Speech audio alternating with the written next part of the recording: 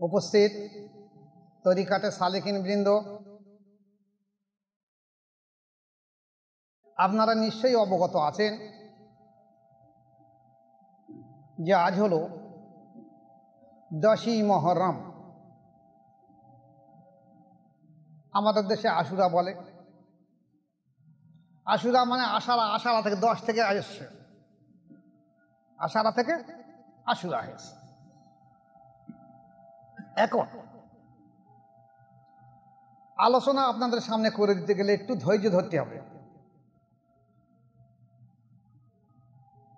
বয়স আমার হয়ে যাচ্ছে, শরীরও আর পেরে উঠছে না। আজকে রাত্রের শরীরে এত অসুস্থ হয়েছে, মনে করেছিলাম বোধহয় আজকে আলোচনা করতেই পারবো না।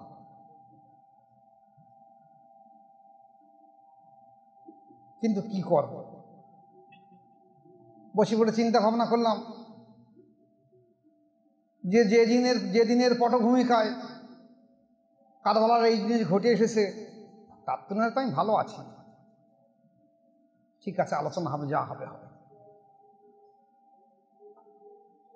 যাক, যে কথা বলছিলাম, এটা হলো মাসে মহরম, আরবি মাসের প্রথম মাস।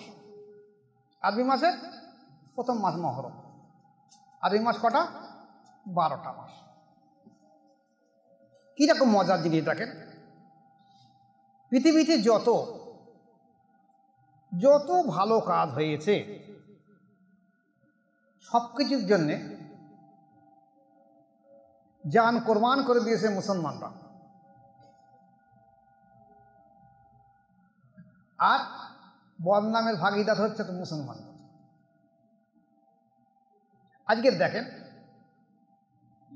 আমাদের যদি এই যাত্রা মজলিসি ধরনের 1000 লোক আছে, যদি জিজ্ঞাসা করা হয় যে আজকের আরবি মাসের ক তারিখ, যেহেতু আজ আশুরা বলে আজ দিনে বলে দিতে পারবে। যদি 10 দিন পরে জিজ্ঞাসা করা হয় তা কেউ বলতে পারবে না। মানে যদি বাংলা জিজ্ঞেস করা হয় তাও বলতে পারবে না। কিন্তু যদি ইংরেজি জিজ্ঞেস করা হয় টুক করে বলে দেবো আজকের ইংরাজি এই বিষয়টা। এখন আসুন, এই যে ক্যালেন্ডারের উৎপত্তি কে করেছিল, কারা করেছিল উৎপত্তি? দেখুন, হযরতে ওমর রাদিয়াল্লাহু তাআলা আনহুর জামানায়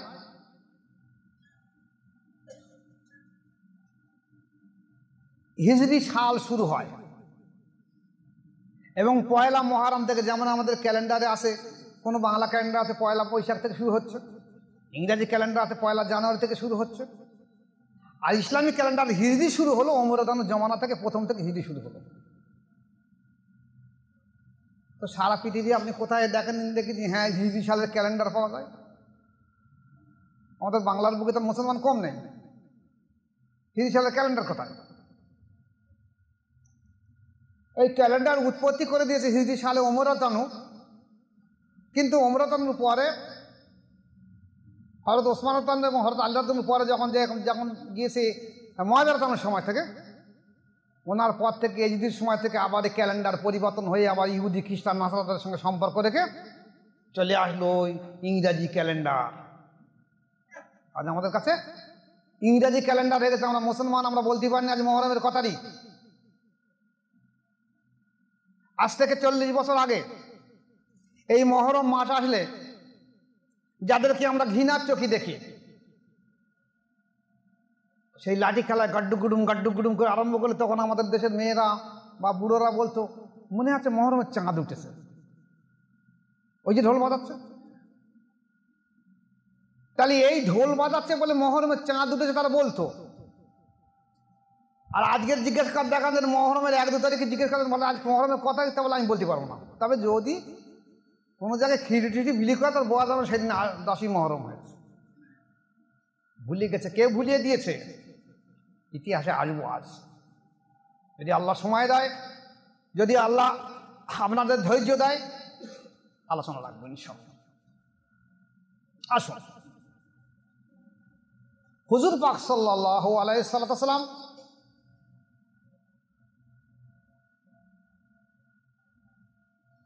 বিদায় হজের সময় আরাফার ময়দানে এবং হুদাইবিয়ার ওখানে দু জায়গায় উনি বলেছিলেন যে আমার সাহাবারা শুনে রেখে দাও, আমি তোমাদের সামনে দুটো জিনিস রেখে যাচ্ছি, যদি এই দুটো জিনিসকে তোমরা আঁকড়ে ধরে রাখতে পারো তোমরা কোনোদিন পথভ্রষ্ট গোমরাই হবে না, বেঈমান হবে না, কাফের হবে না, মুনাফিক হবে না, কিচ্ছু হবে না, তোমরা জান্নাতি হবে। একটা হলো কি কালামুল্লাহ, আল্লাহ পাকের কালাম, কোরআন মাজিদকে বলা হয়। আর একটা হলো আমার ইতরাত। দলিল তিরমিজি শরীফ এবং মুসলিম শরীফ হাদিস দেখতে পাই। এখন ইতরাত বলতে অনেকে তো বুঝতে পারেনি। ইতরাত মানে হলো বংশধর, যেটা আবার হুদাইবিয়া থেকে কয়েক কিলোমিটার দূরে, ওখানে গিয়ে রাসূল পাক সাল্লাল্লাহু আলাইহি ওয়াসাল্লাম পরিষ্কার ভেঙে দিয়েছেন। ওনার উটের পিঠে চড়ে বসে সাহাবাদের বলেন, ইতরাত সম্পর্কে তোমাদের কতটা ধারণা হয়েছে দেখে নাও। হযরত আলী রাদিয়াল্লাহু আনহু হাত মোবারক ধরে, তখন ওরা এহরাম অবস্থায় আছেন, হাত মোবারক ধরে উঁচু করে বলেন, আলী আমার ইতরাত।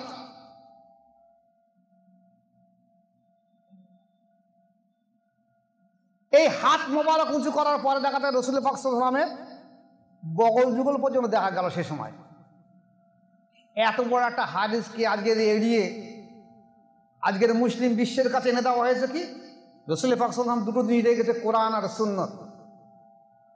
কোরআন আর হাদিস, আবার বলতে বলতে কোরআন আর হাদিস, ঠিক আছে তাই হোক, কিন্তু হাদিসের তো পিন্ডি আপনারা চটকে দিয়েছেন। যে হাদিসটা আপনারা বুঝতে পারেন না বলে এটা জয়ীফ হাদিস না জাল হাদিস, আর যেটা বুঝতে পারেন বলে ওটা ঠিক আছে। মানে আপনি চাচ্ছেন কি আপনার মস্তিষ্ক পরিশুদ্ধ জ্ঞান দিয়ে আপনি হাদিসের বিচার করছেন। এক সময় এই পৃথিবী ঘোরে না সূর্য ঘোরে, সূর্য ঘোরে না পৃথিবী ঘোরে, ইলে কত কত দার্শনিক যে শহীদ হয়ে তার ঠিক নেই, মানুষ মানতে পারেনি।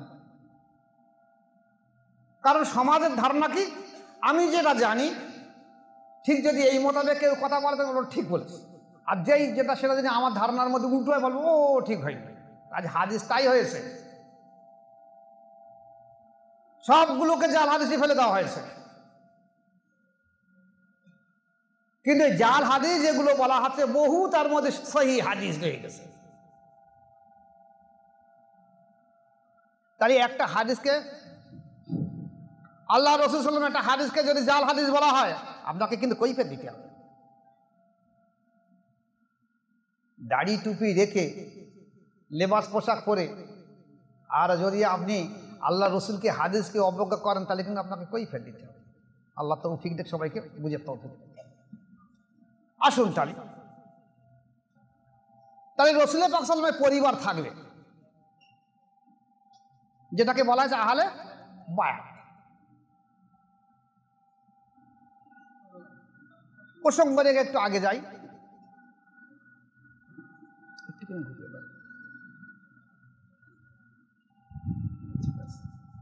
প্রসঙ্গ রেখে একটু ঘুরিয়ে যাই।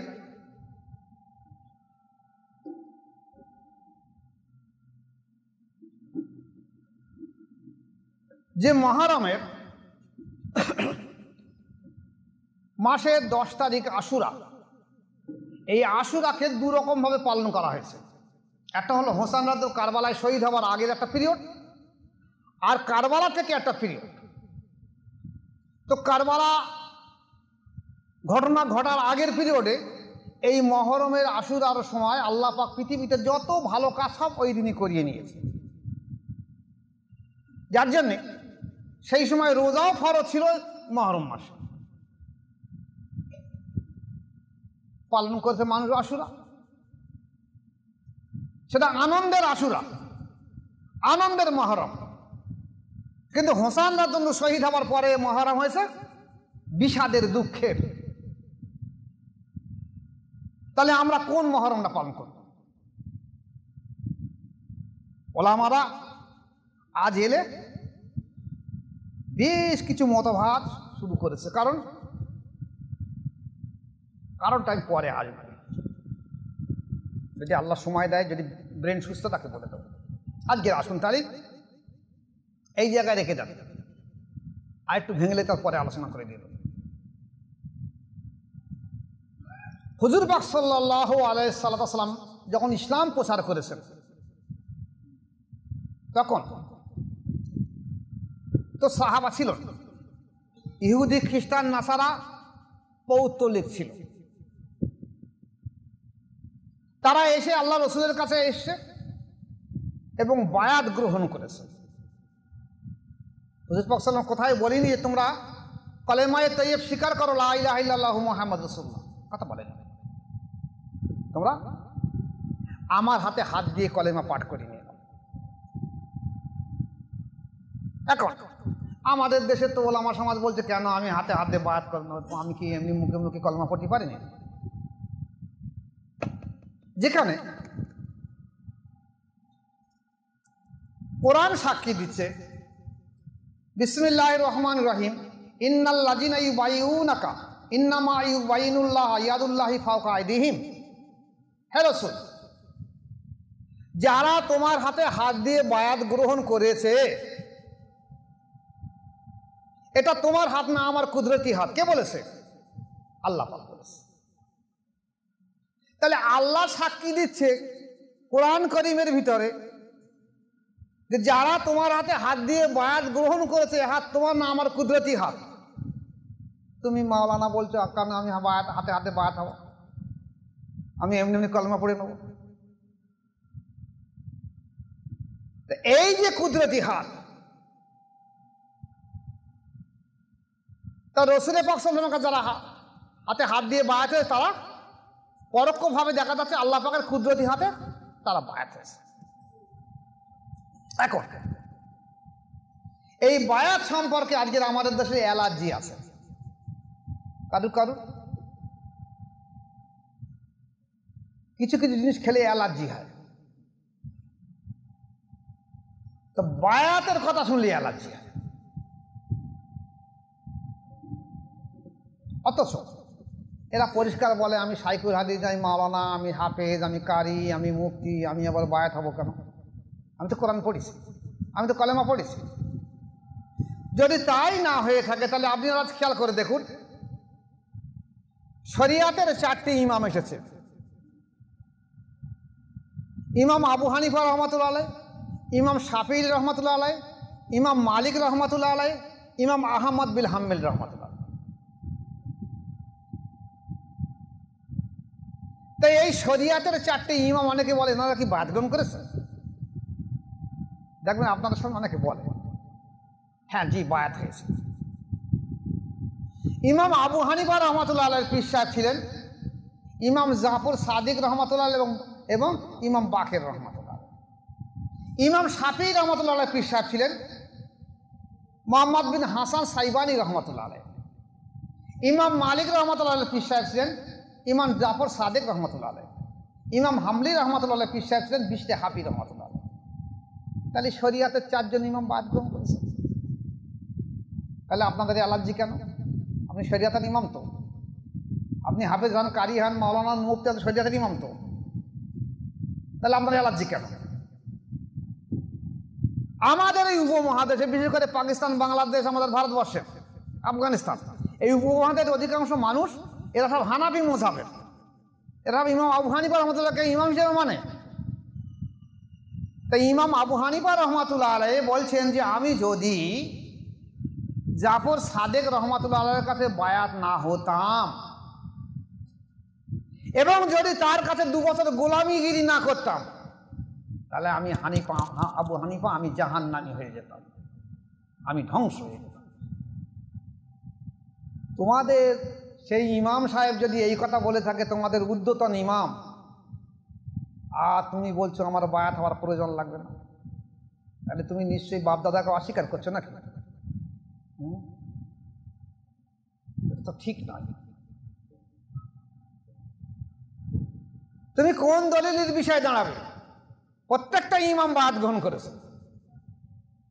আসুন এবারে শরিয়াতের ইমামের পরে তরিকাতের ইমাম আসুন। তরিকাতের ইমামের মধ্যে বড় পীর আব্দুল কাদের জিলানী রহমাতুল্লাহ কাদরিয়া তরিকার ইমাম, উনি বায়াত হয়েছিলেন। ওনার পীর সাহেব ছিলেন আবু সাঈদ মাখজুমী রহমাতুল্লাহ আলাইহি।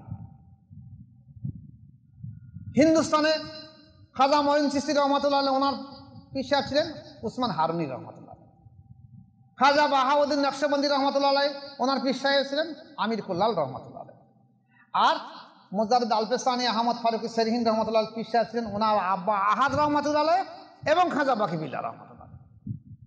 তাহলে শরিয়াতের 4 জন ইমাম বায়াত হয়েছে, তরিকাতের 4 জন ইমাম বায়াত হয়েছে। তুমি বলছো আমি বায়াত হবো না, বায়াত না হলে চলবে?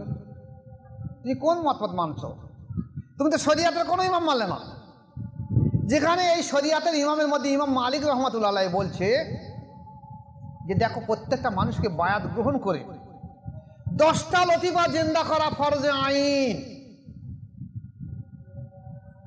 এই 10টা লতিফার মধ্যে কল ব্রু শের কপি আকফা নস বাতস খাকবাদ বা সুলতান নাজগার ফানা ফেজেক ফানা ফে রসুল ফানা ফেলা 10টা শিক্ষার ফরজে আইন, বাকিগুলো নফ। তাহলে আপনি ইমাম মালিক রহমতুল্লাহকে মানছেন না, আপনার ইমাম আবু হানিফা রহমতুল্লাহকে মানছেন না, কাকে মানছেন? কাউকে তো মানছেন না। আপনি ভুলের ওপর দাঁড়িয়ে রয়েছে, সংশোধন করে নেন, নতুবা কিন্তু মরলে সদা পটল ডাঙায় চলে যেতে হবে। অত সহজ নয়, মরলে জাহান্নামী, কোনো সন্দেহ নেই। বায়াত না হয়ে যে ব্যক্তি মরবে আল্লাহ রাসূল জাহান্নামী হবে, কোনো সন্দেহ নেই। দরকার পড়ে আমার কথা কয়েকশো হাদিস দেখিয়ে দিয়ে দেবো। এবার আসুন তালি এই যে বায়াতের প্রসঙ্গ নিয়ে দেখা গেছে, তাহলে বায়াত হতে হবে। এখন বায়াত হতে হবে, আমরা বায়াত হয়েছি, অনেকে হয়নি। তাহলে কারবালার আজকে 10ই মহরম আশুরাটা ঘটলো কেন? উদ্দেশ্যটা কি? মূল উদ্দেশ্যটা শুনেন আমাকে ভালো করে, তারপর আমি আলোচনায় আসবো। রাসূল পাক সাল্লাল্লাহু আলাইহি ওয়াসাল্লাম যখন উনি তখন রাষ্ট্রের প্রধান, রাষ্ট্রপ্রধান, এবং উনি বায়াত করেছেন এবং উনি বলেছেন দেখো আমার পরে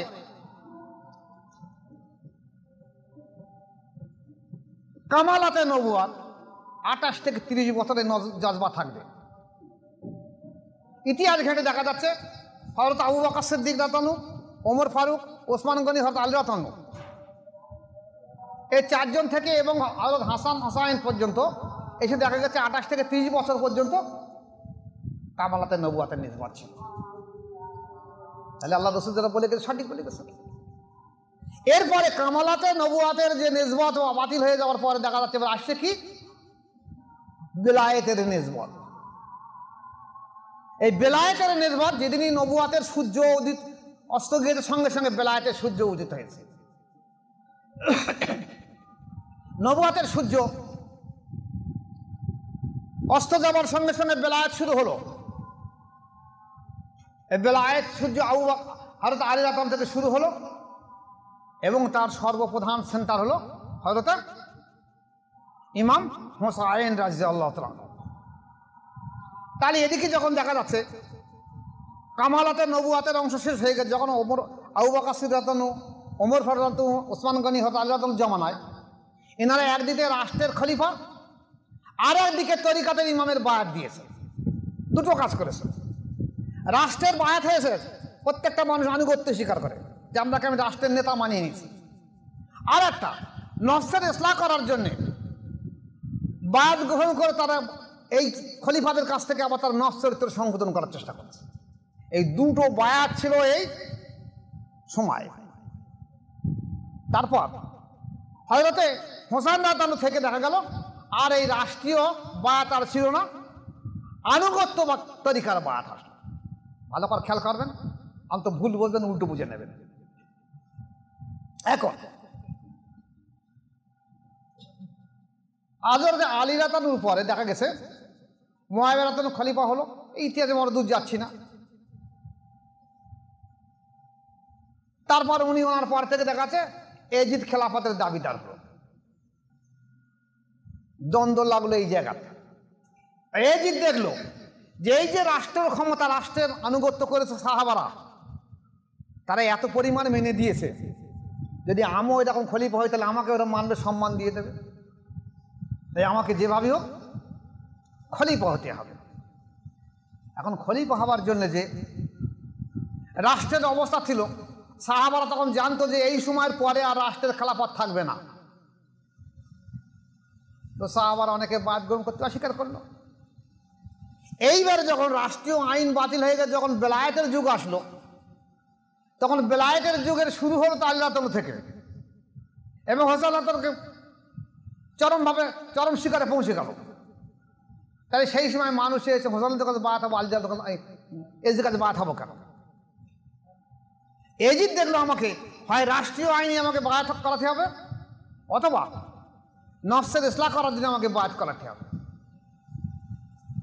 তাই এজিদ হযরত হোসেন রাদিয়াল্লাহু বললো কি, যে আমি যখন খেলাফত পেয়েছি আমার আব্বার পর, তুমি আমার কাছে বায়াত গ্রহণ করো। আর হোসেন রাদিয়াল্লাহু বলছেন, দেখো তোমার ভিতরে রাষ্ট্রীয় আইন সময় শেষ হয়ে গেছে, তোমার কাছে বায়াত হওয়া যাবে না।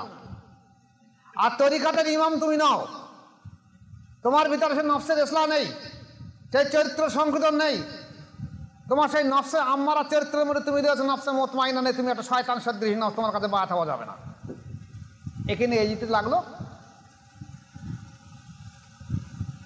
কষ্ট বোধে, যেভাবে ওখানে আমার কাছে বায়াত করাতে না পারি তাহলে আমার এই রাষ্ট্রের ব্যবস্থা আমার কাছে থাকবে না, যেভাবে বায়াত করাতে হবে। তাই চাপ সৃষ্টি করার কৌশল অবলম্বন করল।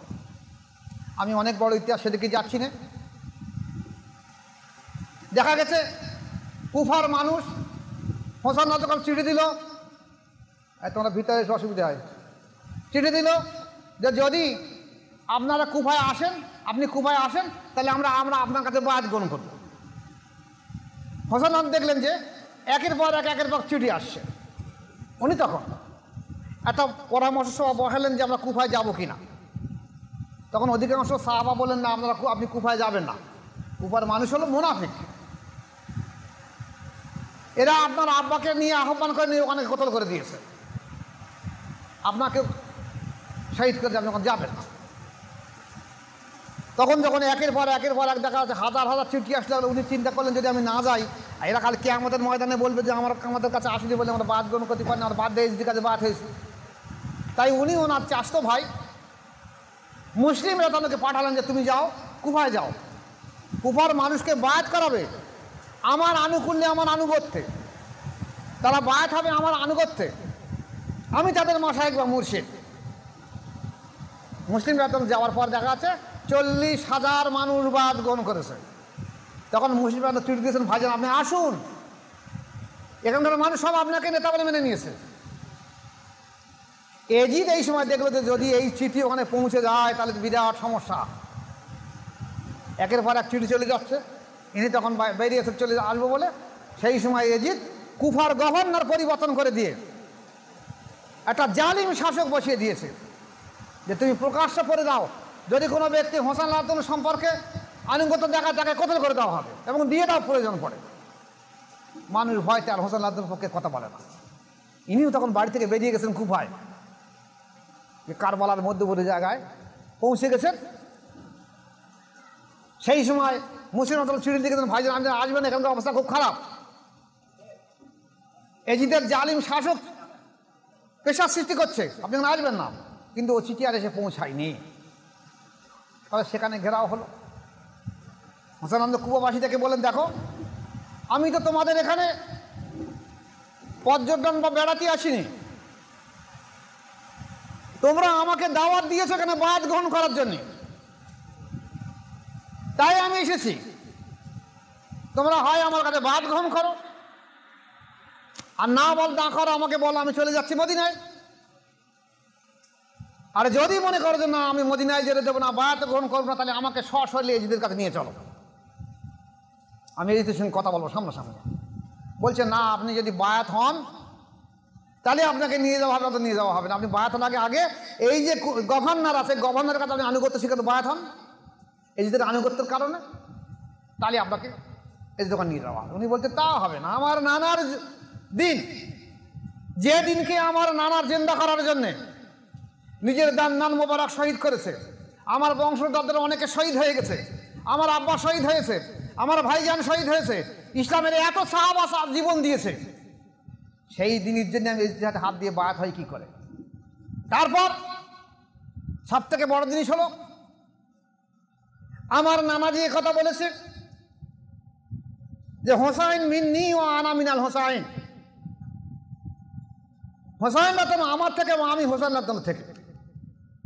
এই কথাটা বুঝতে আমার 20 বছর লেগেছে। আনা মিনাল হোসাইন সেটা আবার কি? হোসাইন মিন আমি হোসাইন থেকে, ঠিক আছে, 20 বছর লেগেছে, এখন বুঝিয়ে এসেছে। আপনাদেরও বুঝতে পরে আসবে, আমি ভেঙে দিলে বুঝতে পারেন, কারণ আমার ভেঙে নেই, আমার মসজিদও ভাঙি নেই। বলছে তুমি গবেষণা করো, আমার মসজিদগুলো অত বেশি ভাঙতো না। তাহলে হোসাইন মিন্নি ও আনা মিনাল হোসাইন, যে ব্যক্তি আল্লাহ রসুলের পাক সাল্লাল্লাহু আলাইহি ওয়াসাল্লামের হাতে হাত লেগেছে, এ হাত আল্লাহ পাকের কুদরতি হাত। আর হোসাইন মিন্নি মানে হোসাইন আমার থেকে, যে ব্যক্তি হোসাইন রাদিয়াল্লাহু হাতে হাত লেগেছে, ও হাত রসুলের হাতের হাত, আর ও হাত আল্লাহ পাকের কুদরতি হাত। বুঝতে পারছি? তাহলে হোসাইন রাদিয়াল্লাহু হাত যদি আল্লাহ পাকের কুদরতি হাত হয়ে থাকে, তাহলে হাত মোবারক যদি আল্লাহ পাকের কুদরতি হাত হয়, এই হাতে শয়তানের হাতে হাত দেয় কোন সাহসে? যে দিকটা শয়তান না ফরমান, যে শরাবে মদের টুর হয়ে থাকে, যার চরিত্র এত জঘন্য যে দেশে আর ভালো মেয়ে থাকতে পারত না, কারণে সর্বসময় মদে বসে থাকতো। আর তার হাতে হাত দেওয়া মানে আমার শয়তানের হাতে হাত দেওয়া। তাহলে আমার হাতের সঙ্গে আল্লাহ পাকের সম্পর্ক হাত, আমার হাতের সঙ্গে আমার নানাজির হাত, আমার হাতের সঙ্গে রাসূল পাক সাল্লাল্লাহু আলাইহি ওয়াসাল্লামের হাত, আর এই হাত আমি শয়তানের হাতে হাত দেই কি করে? অতএব আমার যদি শেষ বিন্দু রক্ত থেকে থাকে, না থাকে, না থাকবে, আমি আমার আহলে বায়াত, আমার বংশধর, আমার বিবি বাল বাচ্চা, আমার সন্তান সন্ততি সব যদি শহীদ হয়ে যায়, তাও আমি রাজি আছি। তবু আমার নানার দিনকে মুছে দেওয়ার জন্য শয়তানের হাতে আমি হাত দিতে পারবো না। এই প্রতিজ্ঞা করবে, এইটাই হলো মূল লক্ষ্য কারবালার ইতিহাস। এজিদ চেয়েছে আমার হাত দিয়ে দেখ, হোসেন বলছেন আমি হাত দিতে পারবো না, শয়তানের হাতে আমি হাত দিতে পারবো না। আজ আমাদের দেশে আলেমরা কি বলছে? এজিদ নাকি 100 টাকার নামাজ পড়তো, নফল নামাজ পড়তো, এজিদ নাকি সবসময় রোজা রাখতো। তাহলে এটা দেখতে পেয়েছো, আর এজিদ মদ খেয়ে বসে থাকতো, দেখতে পাওনি? হ্যাঁ, তোমরা কি এজিদের বংশ দাও? হ্যাঁ, তোমরা কি 90 এজিদ? হোসেন এজিদ এখন গেছে তো একই এজিদ তো। আরে এজিদ তো মারা গেছে। আপনারা সূরা কাফিরুন পড়েন, সূরা লাহাব পড়েন নামাজের সময়, তাব্বাত ইয়াদা আবি লাহাবি ওয়া তাব্বা মা আগনা আনহু মালুহু ওয়া কাসাব। আবু লাহাব আর আবু লাহাবের স্ত্রী ধ্বংস হয়ে যাক, তো আল্লাহ বলেছে, আপনি বলছেন কেন? আল্লাহ তো বলে রয়েছে আবু লাহাবের স্ত্রী ধ্বংস হয়ে যাক, ওদের মালামাল সব ধ্বংস হয়ে যাক, এবং গিয়েছেও তাই। তাহলে আপনি এখনো বলছেন সে তো মরে গেছে, ধ্বংস হয়ে গেছে, আবার আপনি বলছেন কেন তাব্বাত ইয়াদা আবি লাহাবি? সেটা আর নেই। যদি কোনো শত্রু বেঁচে থাকে আপনি বলতে পারেন আল্লাহ ধ্বংস হয়ে যাক, অনেকে মনের দুঃখে বলে, তা আপনি বলতে পারেন। কিন্তু আবু লাহাব তো 1400 বছর আগে মারা গেছে, আপনি আজও বলছেন কেন তাব্বাত ইয়াদা আবি লাহাবি ওয়া তাব্বা? আসলে ব্যক্তি আবু লাহাব মরে গেছে, আবু লাহাবের চরিত্র মরিনি। ব্যক্তি এজিদ মরে গেছে, এজিদের চরিত্র মরিনি, এজিদের চরিত্র এখন রয়েছে।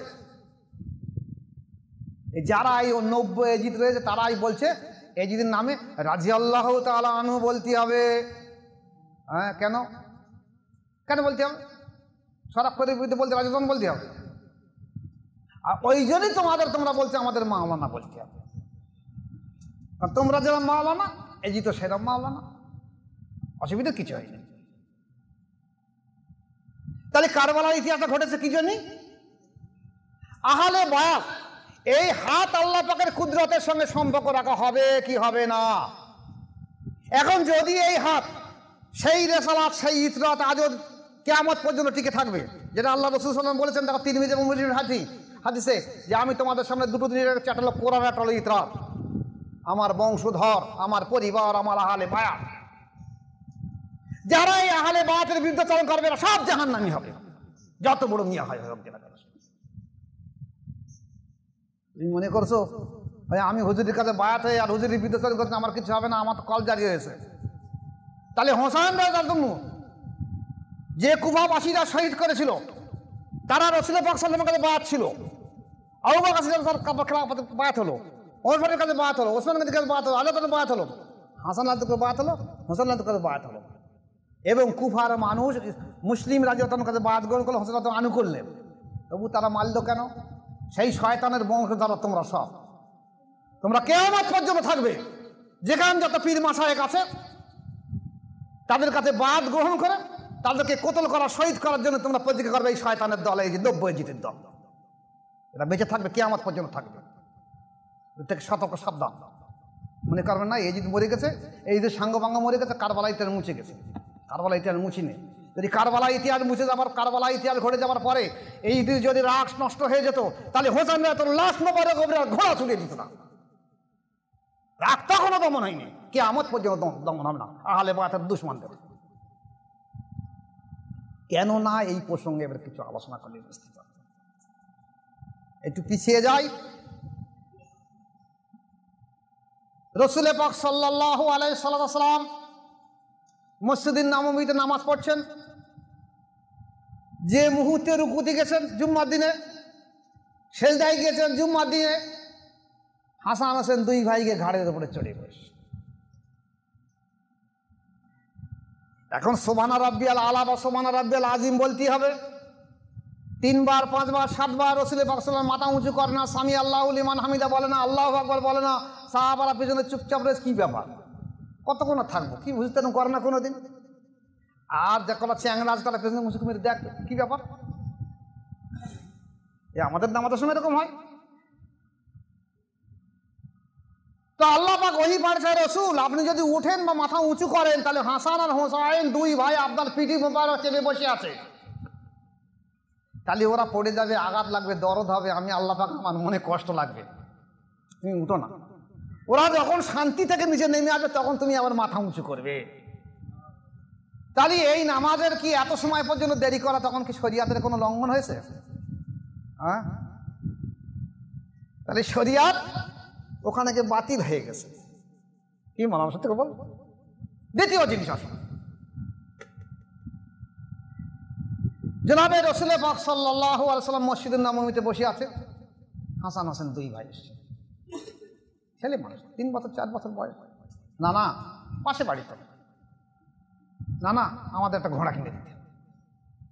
আল্লাহ রাসূল তো ছেলে মনের ঘোড়া লিখি করবি, এখন বড় হ, বলে না ঘোড়া কিনে দিতে হবে। বলে ঘোড়া কিনলে বাচ্চা ঘোড়া, সেটা তো পিঠ চাপে তাতে হাঁটতে পারবে না, তাহলে বড় ঘোড়া কিনে দিতে হলে। বড় ঘোড়াতে উঠতে পারবি না, আর উঠলে ওরা ছোট্ট কোথায় পড়ে যাবে। বারবার যখন বলছে বল তাহলে যদি ঘোড়া না কিনে দাও তাহলে তুমি ঘোড়াও, আমরা দুই ভাই তোমার পিঠে উঠে বসবো। তা কি করে সন্তানের মহব্বত, যাদের নাতি হয়ে তারা বুঝবে, আমি তোকে বুঝতে পারবো। তো মাথা হ্যাঁট করে ঘোড়া সেজেছে, দুই ভাই পিঠে চড়েছে, একেবারে বাবরি চুল ছিল, দুই ভাই বাবরি চুল ধরে বলছে না না তা শুধু ঘোড়া সারলি হবে, তা মাঝে একটা পাতায় বাড়ি মারে, চলো চলো এই হট হট হট ঘোড়া হট হট। তা আল্লাহ রাসূল যাচ্ছে বলছে না না শুধু গেলে হবে না, 4 হাত পা গেলে হবে না, ঘোড়া তো মাঝে মাঝে ডাকে, চি হি হি করে ডাকে, সেরকম একটু ডাকো, কিরম ঘোড়া আপনি। তা আবার যেই উঠে দেখেছে আল্লাহ রাসূল মুখটা উঁচু করে চি হি হি করেছে, দুই ভাই খুব হাসি আসছে। এমন সময়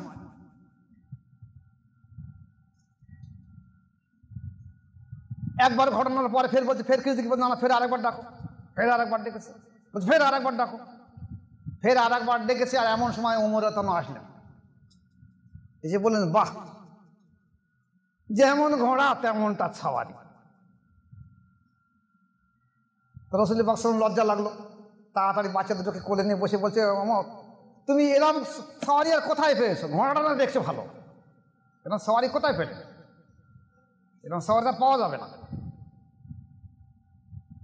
জিবরাইল আলাইহিস সালাম সেই সঙ্গে সঙ্গে আসলেন, এসে বলেন ইয়া রাসূলুল্লাহ হাবিবাল্লাহ, যখন হাসান হোসাইন দুই ভাই আপনার পাশায় বাড়ি মারছিল আর বলছিল নানাজি একটু ঘোড়ার মতন ডাক দেন, আপনি একবার ডেকেছিলেন, তখন আল্লাহ পাক আমার জিবরাইলকে বললেন এই জিবরাইল তুমি জমিনে নেমে যাও এই মুহূর্তে।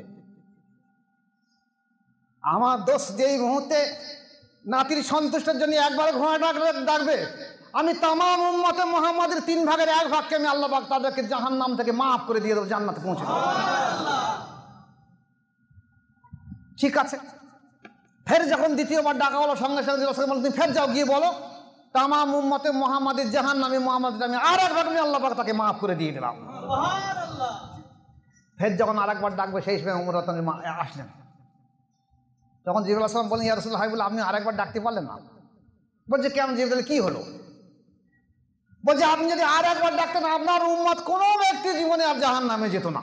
আল্লাহ পাক আপনাকে এই খোঁজ খবর দিয়ে দিয়েছে। বলছে উমর এসে বলছে ও জয়সা ঘোড়া তাইসা সওয়ারি, তা আমি আল্লাহ যায় তাড়াতাড়ি লেগে পড়েছি, ওরা তো কোলে তুই বসে নিয়েছি।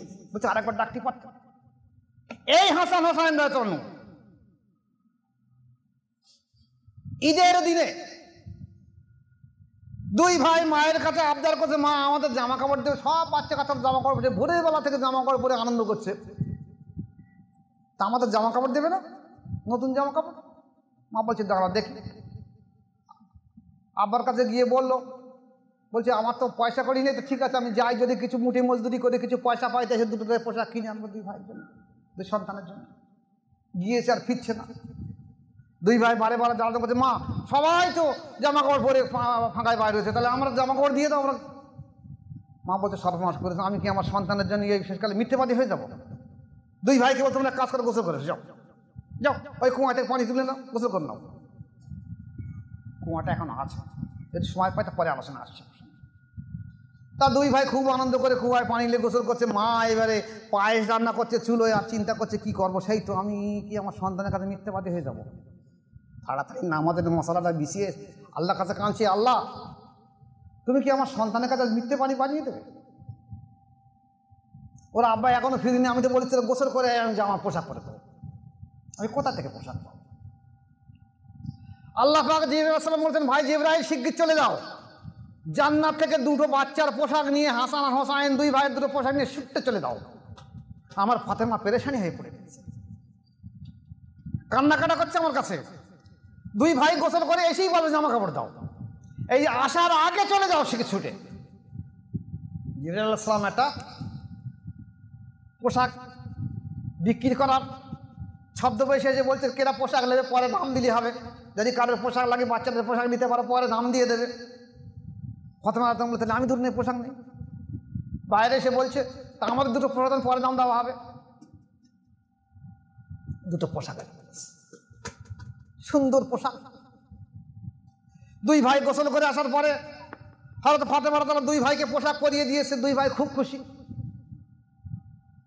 রাসূল পাক সাল্লাল্লাহু আলাইহি ওয়াসাল্লাম আল্লাহর জন্য ফিরে এসেছেন। আল্লাহ রাসূল সাল্লাল্লাহু আলাইহি ওয়াসাল্লাম বললেন, দেখো ভাই জিবরাইল তোমার এখন অসময় কি দরকার? বলছে হুজুর আপনার এই দুটো সন্তান হাসান আর হোসাইনের দুজনের পোশাক নেই বলে আপনার মেয়ে ফাতেমা রাদিয়াল্লাহু চুলোর পাড়ে বসে কান্নাকাটা করছিল, তাই আল্লাহ পাক জান্নাত থেকে দুটো পোশাক পাঠিয়ে দিচ্ছে হাসান হোসেন নামে, এই দেখে নেয় দুটো পোশাক। তাহলে যারা দুনিয়ায় বসে জান্নাতি পোশাক পেয়েছে, জান্নাতে বসে পায়নি, দুনিয়ায় বসে জান্নাতি পোশাক পেয়েছে। যে ফাতেমা রাদিয়াল্লাহু আনহা ছোটবেলায় অনেক তো মেয়েদের আমাদের দেশে দেখেছি আমরা, মেয়েরা সই বাঁধায়, তাদের সমবয়সী মেয়েদের সই বাঁধায় বা বন্ধুত্ব বাঁধায়, বাড়ি আনে, তাদের বাড়ি যায়, মেয়েরা যায়। তা রাসূল সাল্লাল্লাহু আলাইহি ওয়াসাল্লামের বাড়ির পাশে একটা ইহুদির বাড়ি ছিল। সেই ইহুদির একটা মেয়ের সঙ্গে হযরত ফাতেমার খুব সম্পর্ক, ইহুদির মেয়ের বিবাহ হবে। ফাতেমা রাদিয়াল্লাহু বলছেন যে তোমার আমার আব্বা তো তোমার দাওয়াত দেবে না, কারণ তোমাদের পোশাক আশাক ভালো নেই। আমার আব্বা বলেছে যে ওদের দাওয়াত দিও না খবরদার ফাতেমাকে, কারণ ওদের পোশাক আশাক ভালো নেই, তো সাদা মাটা পোশাক পরে ছিল, ওরা পোশাক পরে আসে। তা ফাতেমা রাদিয়াল্লাহু বলে ঠিক আছে তুমি আমাকে দাওয়াত দিয়ে দাও, আমি দেখি কি করা যায়। গিয়ে আব্বার কাছে বলে, আব্বা আমার কি একটা ভালো পোশাক হবে না, আমার সই আমাকে দাওয়াত দিয়েছে। তা আল্লাহ রাসূল বললেন পোশাক লাগবে, ঠিক আছে তুমি গোসল করে এসো। উনি গোসল করার সঙ্গে সঙ্গে জিবরাইল আলাইহিস সালাম জান্নাত থেকে এক গাছা পোশাক এনে দিলেন কার জন্যে? হযরত ফাতেমা রাদিয়াল্লাহু তাআলা আনহার কাছে। তাহলে মাও পেয়েছে জান্নাতি পোশাক, ছেলেও পেয়েছে জান্নাতি পোশাক দুনিয়ায় বসে। এই ফাতেমা রাদিয়াল্লাহু আনহা যেদিনই ইন্তেকাল করেছেন সেদিনই হাসান হোসাইন আর আলী রাদিয়াল্লাহু তিনজন আসে। ফাতেমা রাদিয়াল্লাহু বলেছেন যে আমার মনে একটা ব্যাটা ছিল, সে আলোচনা করার নয়, যে আমি মারা যাবার সঙ্গে সঙ্গে আমাকে দাফন কাফন করে দিবে, কাউকে দেখাবে না আমার মুখ। তাই দাফন করার সময় কাপড় পরিহিত করার পর দেখা যাচ্ছে তিনজন হচ্ছে হযরত আল্লাহ তাআলা আর হাসান হোসেন, তিনজন, আর তো কেউ পাওয়া যায় কাকে নেই। এমন সময় চিন্তা ভাবনা করে দেখছেন আবু যর গফফার ছুটে আসছে, কান্দি কান্দি ছুটে আসছে, এসে আল্লাহ তাআলাকে বলছে, ইয়া আমিরুল মুমিনিন, হযরত ফাতেমা রাদিয়াল্লাহু আনহা কি ইন্তেকাল করেছেন? বলছি হ্যাঁ ইন্তেকাল করেছেন। বলছে আল্লাহ পাক আমাকে ওহী দিয়ে ইলহাম দিয়ে জানিয়ে দিয়েছে ফাতেমা রাদিয়াল্লাহু আনহা ইন্তেকাল করেছেন, কিন্তু চারজনা যা খাট বহন করার জন্য তিনজন হয়েছে, তুমি এখন আবু যর গফফারে চলে যাও। আবু যর গফফার আল্লাহ তাআলার কাছে বায়াত ছিলেন, চারজন নিয়ে দাফন করে দিলেন। ফাতেমা রাদিয়াল্লাহু বলেন যেন আমার দাফনের পরে আমার উপরে যেন আমার মাজারের উপরে যেন উঁচু করে দেবে না, আমার মাজারটা সমান করে দিয়ে দেবে। আমি চাইনি যে দুনিয়ার মানুষ এসে আমাকে এখানে মাটি দিয়ে যাক, আমার জন্য দোয়া করুক, আমার পরিচয় থাক। মানে এত ব্যথা লেগেছে। আজকে দেখেন ওলামা সমাজ মিলাদের মজলিসে বড় বড় বায়ানের গল্প বলছে যে ফাতেমা রাদিয়াল্লাহু আনহাকে যখন কবরে শোয়ানো হয়েছিল তখন কবর বলেছিল, ওই আবু যর গফফারি তুমি জানো কবর, আবু যর গফফারি বলছে কবর তুমি জানো কাকে এখানে শোয়ানো হয়েছে? কবর বলছিল কাকে? বলছে রাসূল পাক সাল্লাল্লাহু আলাইহি ওয়াসাল্লামের মেয়ে হযরত আলী রাদিয়াল্লাহু স্ত্রী ফাতেমা হাসান হোসেনের মা। কবর বলেছিল আমরা কাউকে চিনি না, আমরা শুধু আমল দেখতে চাই, আমলের বিচার কর। এই মাওলানার জ্ঞান বুদ্ধি কম হয়ে গেছে। আল্লাহ রাসূল সাল্লাল্লাহু আলাইহি ওয়াসাল্লাম বলছেন যে জান্নাতের সর্দারিনী, মেয়েদের সর্দার হবে হযরত ফাতেমা রাদিয়াল্লাহু আনহা। তিনি জান্নাতে না গেলে পৃথিবীর কোনো মহিলা জান্নাতে যেতে পারবে না। তাতে আবার আমাদের কি বিচার হবে? কিন্তু জান্নাতের সার্টিফিকেট পেয়ে গেছে। বদরের লড়াইতে যে সাহাবারা 70 জন সাহাবা ফিরে আসলেন, 313 জন সাহাবা ফিরে আসার পরে রাসূল পাক সাল্লাল্লাহু আলাইহি ওয়াসাল্লাম বলেন কি, দেখো আল্লাহ পাকের ওহী এসেছে, বদরে যারা লড়াই হাজির হয়েছে সব জান্নাতি। একজন সাহাবা বলে, রাসূলুল্লাহ আমি যদি গুনার কাজ করি, আল্লাহ বলেন তবু তুমি জান্নাতি, কারণ আল্লাহর হুকুম হয়ে তুমি জান্নাতি। তাহলে বদরের লড়াইতে যারা হাজির হয়ে তারা যদি জান্নাতি হয়ে থাকে, আর ফাতেমা রাদিয়াল্লাহু আনহা সম্পর্কে বলা তিনি জান্নাতের সর্দারিনী। আর এই ঘটনা আবু যর গফফার রাদিয়াল্লাহু আনহু বললেন, আর কবর তাই জবাব দিলেন। আর আলী রাদিয়াল্লাহু আনহু তখন বেলায়েতের সর্দার সেখানে হাজির আছেন। তারপরে হাসান আর হোসেন দুই ভাই যাদের কাছে ইসলামের ঝান্ডা রয়েছে, কিয়ামত পর্যন্ত যাদের দিন টিকে থাকবে, তারা দুই ভাইদের তারা কেউ শুনতে পায়নি, আবু যর গফফারের শুনতে পেয়েছে। পাকামুজি উড়েছো নাকি? হ্যাঁ, গল্প বানাইছো? হ্যাঁ, এটা করেছে এই কারণে করতে পারে যে সাধারণ মানুষকে আমলের দিকে আনার জন্য এই কথা বলতে পারে। তাই বলে ফাতেমা রাদিয়াল্লাহু আনহা সম্পর্কে কথা বলছে, তুই তো বাপের কথা বল না, যে আমার বাপের দাফন করার সময় এরকম ইলহাম হয়েছে যে তোমার আমল ছাড়া আমার বিচার হবে না। তাহলে ইসলাম আজ কোন জায়গাটা নিয়ে গেছে? যাদেরকে দায়িত্ব দেওয়া হয়েছে যে ইসলামকে জিন্দা করার জন্য, তারা কোন জায়গায় নিয়ে গেছে? এই কারবালার ইতিহাস সম্পর্কে বলা হয়েছে যে রাসূল পাক সাল্লাল্লাহু আলাইহি ওয়াসাল্লাম বসে আছেন, হযরত জিবরাইল আলাইহিস সালাম আসলেন, দুটো শিশি দিয়ে আনলেন, একটা সবুজ রক্ত, একটা লাল রক্ত। আবার অন্য হাতে এসে দু জায়গায় মাটি আনলেন, এসে আল্লাহ রাসূলকে দিয়ে দিলেন, দেখেন আপনার এই সন্তান হযরত হাসান রাদিয়াল্লাহু বিষ প্রয়োগ হত্যা করা হবে, এই তার প্রমাণ। আর হাসান রাদিয়াল্লাহুকে শহীদ করা হবে, এই সেই রক্ত। তাহলে আগে জানতেন না? জানতেন। হযরত আলী রাদিয়াল্লাহু যখন কুফায় গিয়েছিলেন, তখন কারবালার উপরে যাওয়ার সময় এক জায়গায় দাঁড়িয়ে সেখানে টানা টানা নিঃশ্বাস নিতেন। ওনার মুরিদ, ওনার সাথীরা জিজ্ঞাসা করছেন, হযরত আপনি কি জন্য এখানে টানা নিঃশ্বাস, কি ব্যাপার? বলছে দেখো আমার সন্তান হযরত হোসেন রাদিয়াল্লাহুকে শহীদ করাবে ঠিক এই জায়গাটায়, আমি সেই রক্তের ঘেরানো এখনো পাচ্ছি, অর্থাৎ তখন তুমি শহীদ হয়নি, রক্তের ঘেরান পাচ্ছি। এই বাহ্যিক চক্ষু দিয়ে ইসলাম বিচার করলে বিচার হবে না, একটা অন্তরের চোখ বিচার করতে হবে, তা নাহলে ইসলাম অসম্পূর্ণ থেকে যাবে। আসলে যারা আজ এই প্রোপাগান্ড করাচ্ছে তারা সব আহলে বায়াতের কেউ নয়। তাহলে যখন হোসেন রাজ্য কারবালায় শহীদ হলো, সেই দিন থেকে এই 10ই মুহররম আশুরা হলো একটা দুঃখের অবস্থা, আর আনন্দের অবস্থা নেই। রাসূল পাক সাল্লাল্লাহু আলাইহি ওয়াসাল্লাম মসজিদ নববীতে বসে আছেন, সাহাবারা বসে আছেন, ইত্তবসারে দেখা গেছে হযরতে মুআবিয়া রাদিয়াল্লাহু আনহু যাচ্ছেন, কাঁধে একটা বাচ্চা শিশু আছে, তার নাম হলো ইয়াজিদ। আল্লাহ রাসূল বলছে, দেখো সুবহানাল্লাহ, কি ঘটনা দেখো, একজন জান্নাতীর ঘাড়ে একটা জাহান্নামী বসে আছে। সাহাবারা বলেন, ইয়া রাসূলুল্লাহ, বলে ইয়াজিদ কি জাহান্নামী? বলছে, হ্যাঁ অবশ্যই জাহান্নামী। আল্লাহ বলছে, ইয়াজিদ কি জাহান্নামী? বলছে, হ্যাঁ আলী ইয়াজিদ জাহান্নামী। বলছে, কি ব্যাপার হুজুর? তো বলছে, দেখো এই ইয়াজিদ তোমার এই দুটো সন্তান হাসান হোসেন রাদিয়াল্লাহু আনহু দুই ভাইকে শহীদ করে দিয়ে দেবে। তখন আল্লাহ বলছে, তাহলে আমি আগে ওকে শহীদ কোথাও করে দেয় ইয়াজিদকে? আল্লাহ রাসূল বলছে, ওরা কি ইয়াজিদ কি এখন হাসান হোসেনকে শহীদ করেছে? বলছে, না। তাহলে না করলে তুমি তাকে বদলা নেবে কী করে? যখন করবে তখন তুমি বদলা নেবে। তা বলছে, তখন কি আমি থাকবো? বলছে, না আমি থাকবো, তুমি থাকবে না। বলছে, ইয়া রাসূলুল্লাহ আপনি থাকবেন? বলছে, না আমি থাকবো না। বলছে, ইয়া রাসূলুল্লাহ ফাতেমা রাদিয়াল্লাহু আনহা থাকবে? বলছে, না তাহলে থাকবে না। বলে, তাহলে আমার এই সন্তান এই ফরজনের দুনিয়ায় কাঁদার মধ্যে কেউ থাকবে না? কারবালার ইতিহাসটা আপনি বলছেন এমন ইতিহাস হবে যেখানে সমস্ত মুসলমান সাহাবাদেরকে সব কতল করে দেওয়া হবে, শহীদ করে দেওয়া হবে, তাহলে কাঁদার কেউ থাকবে না? আল্লাহ বলছেন, হ্যাঁ আলী কাঁদার লোক থাকবে। কে বলে থাকবে? নিশ্চয়ই থাকবে কাঁদার লোক। শোনো আলী, শুধু মানুষ নয়, সারা বিশ্ব ব্রহ্মাণ্ড তোমার সন্তানের জন্য কাঁদবে।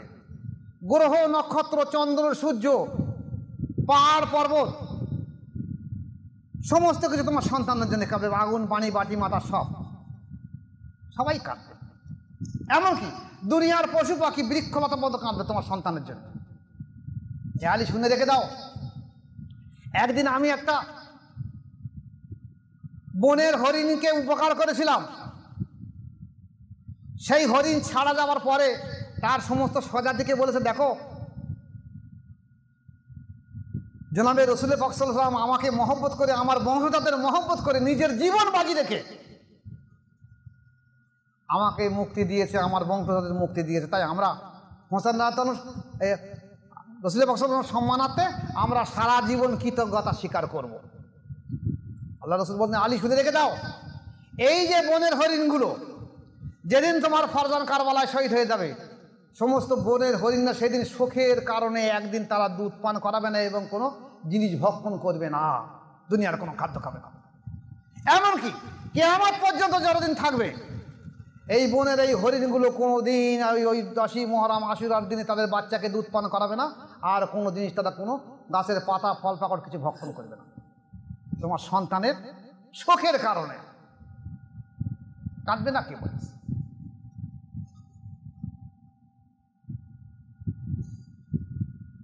রাসূল পাক সাল্লাল্লাহু আলাইহি ওয়াসাল্লাম একজন সাহাবা ছিল, হোসেন রাদিয়াল্লাহু আনহু শহীদ হওয়ার পরে এই কথা শুনলেন, শুনে খুব আফসোস করতেন, যে রাসূল পাক সাল্লাল্লাহু আলাইহি ওয়াসাল্লাম হাসানকে এত ভালোবাসতেন, আর সেই হোসেনকে শহীদ করেছে, আর আমি সেই কারবালায় হাজির থাকতে পারলাম না।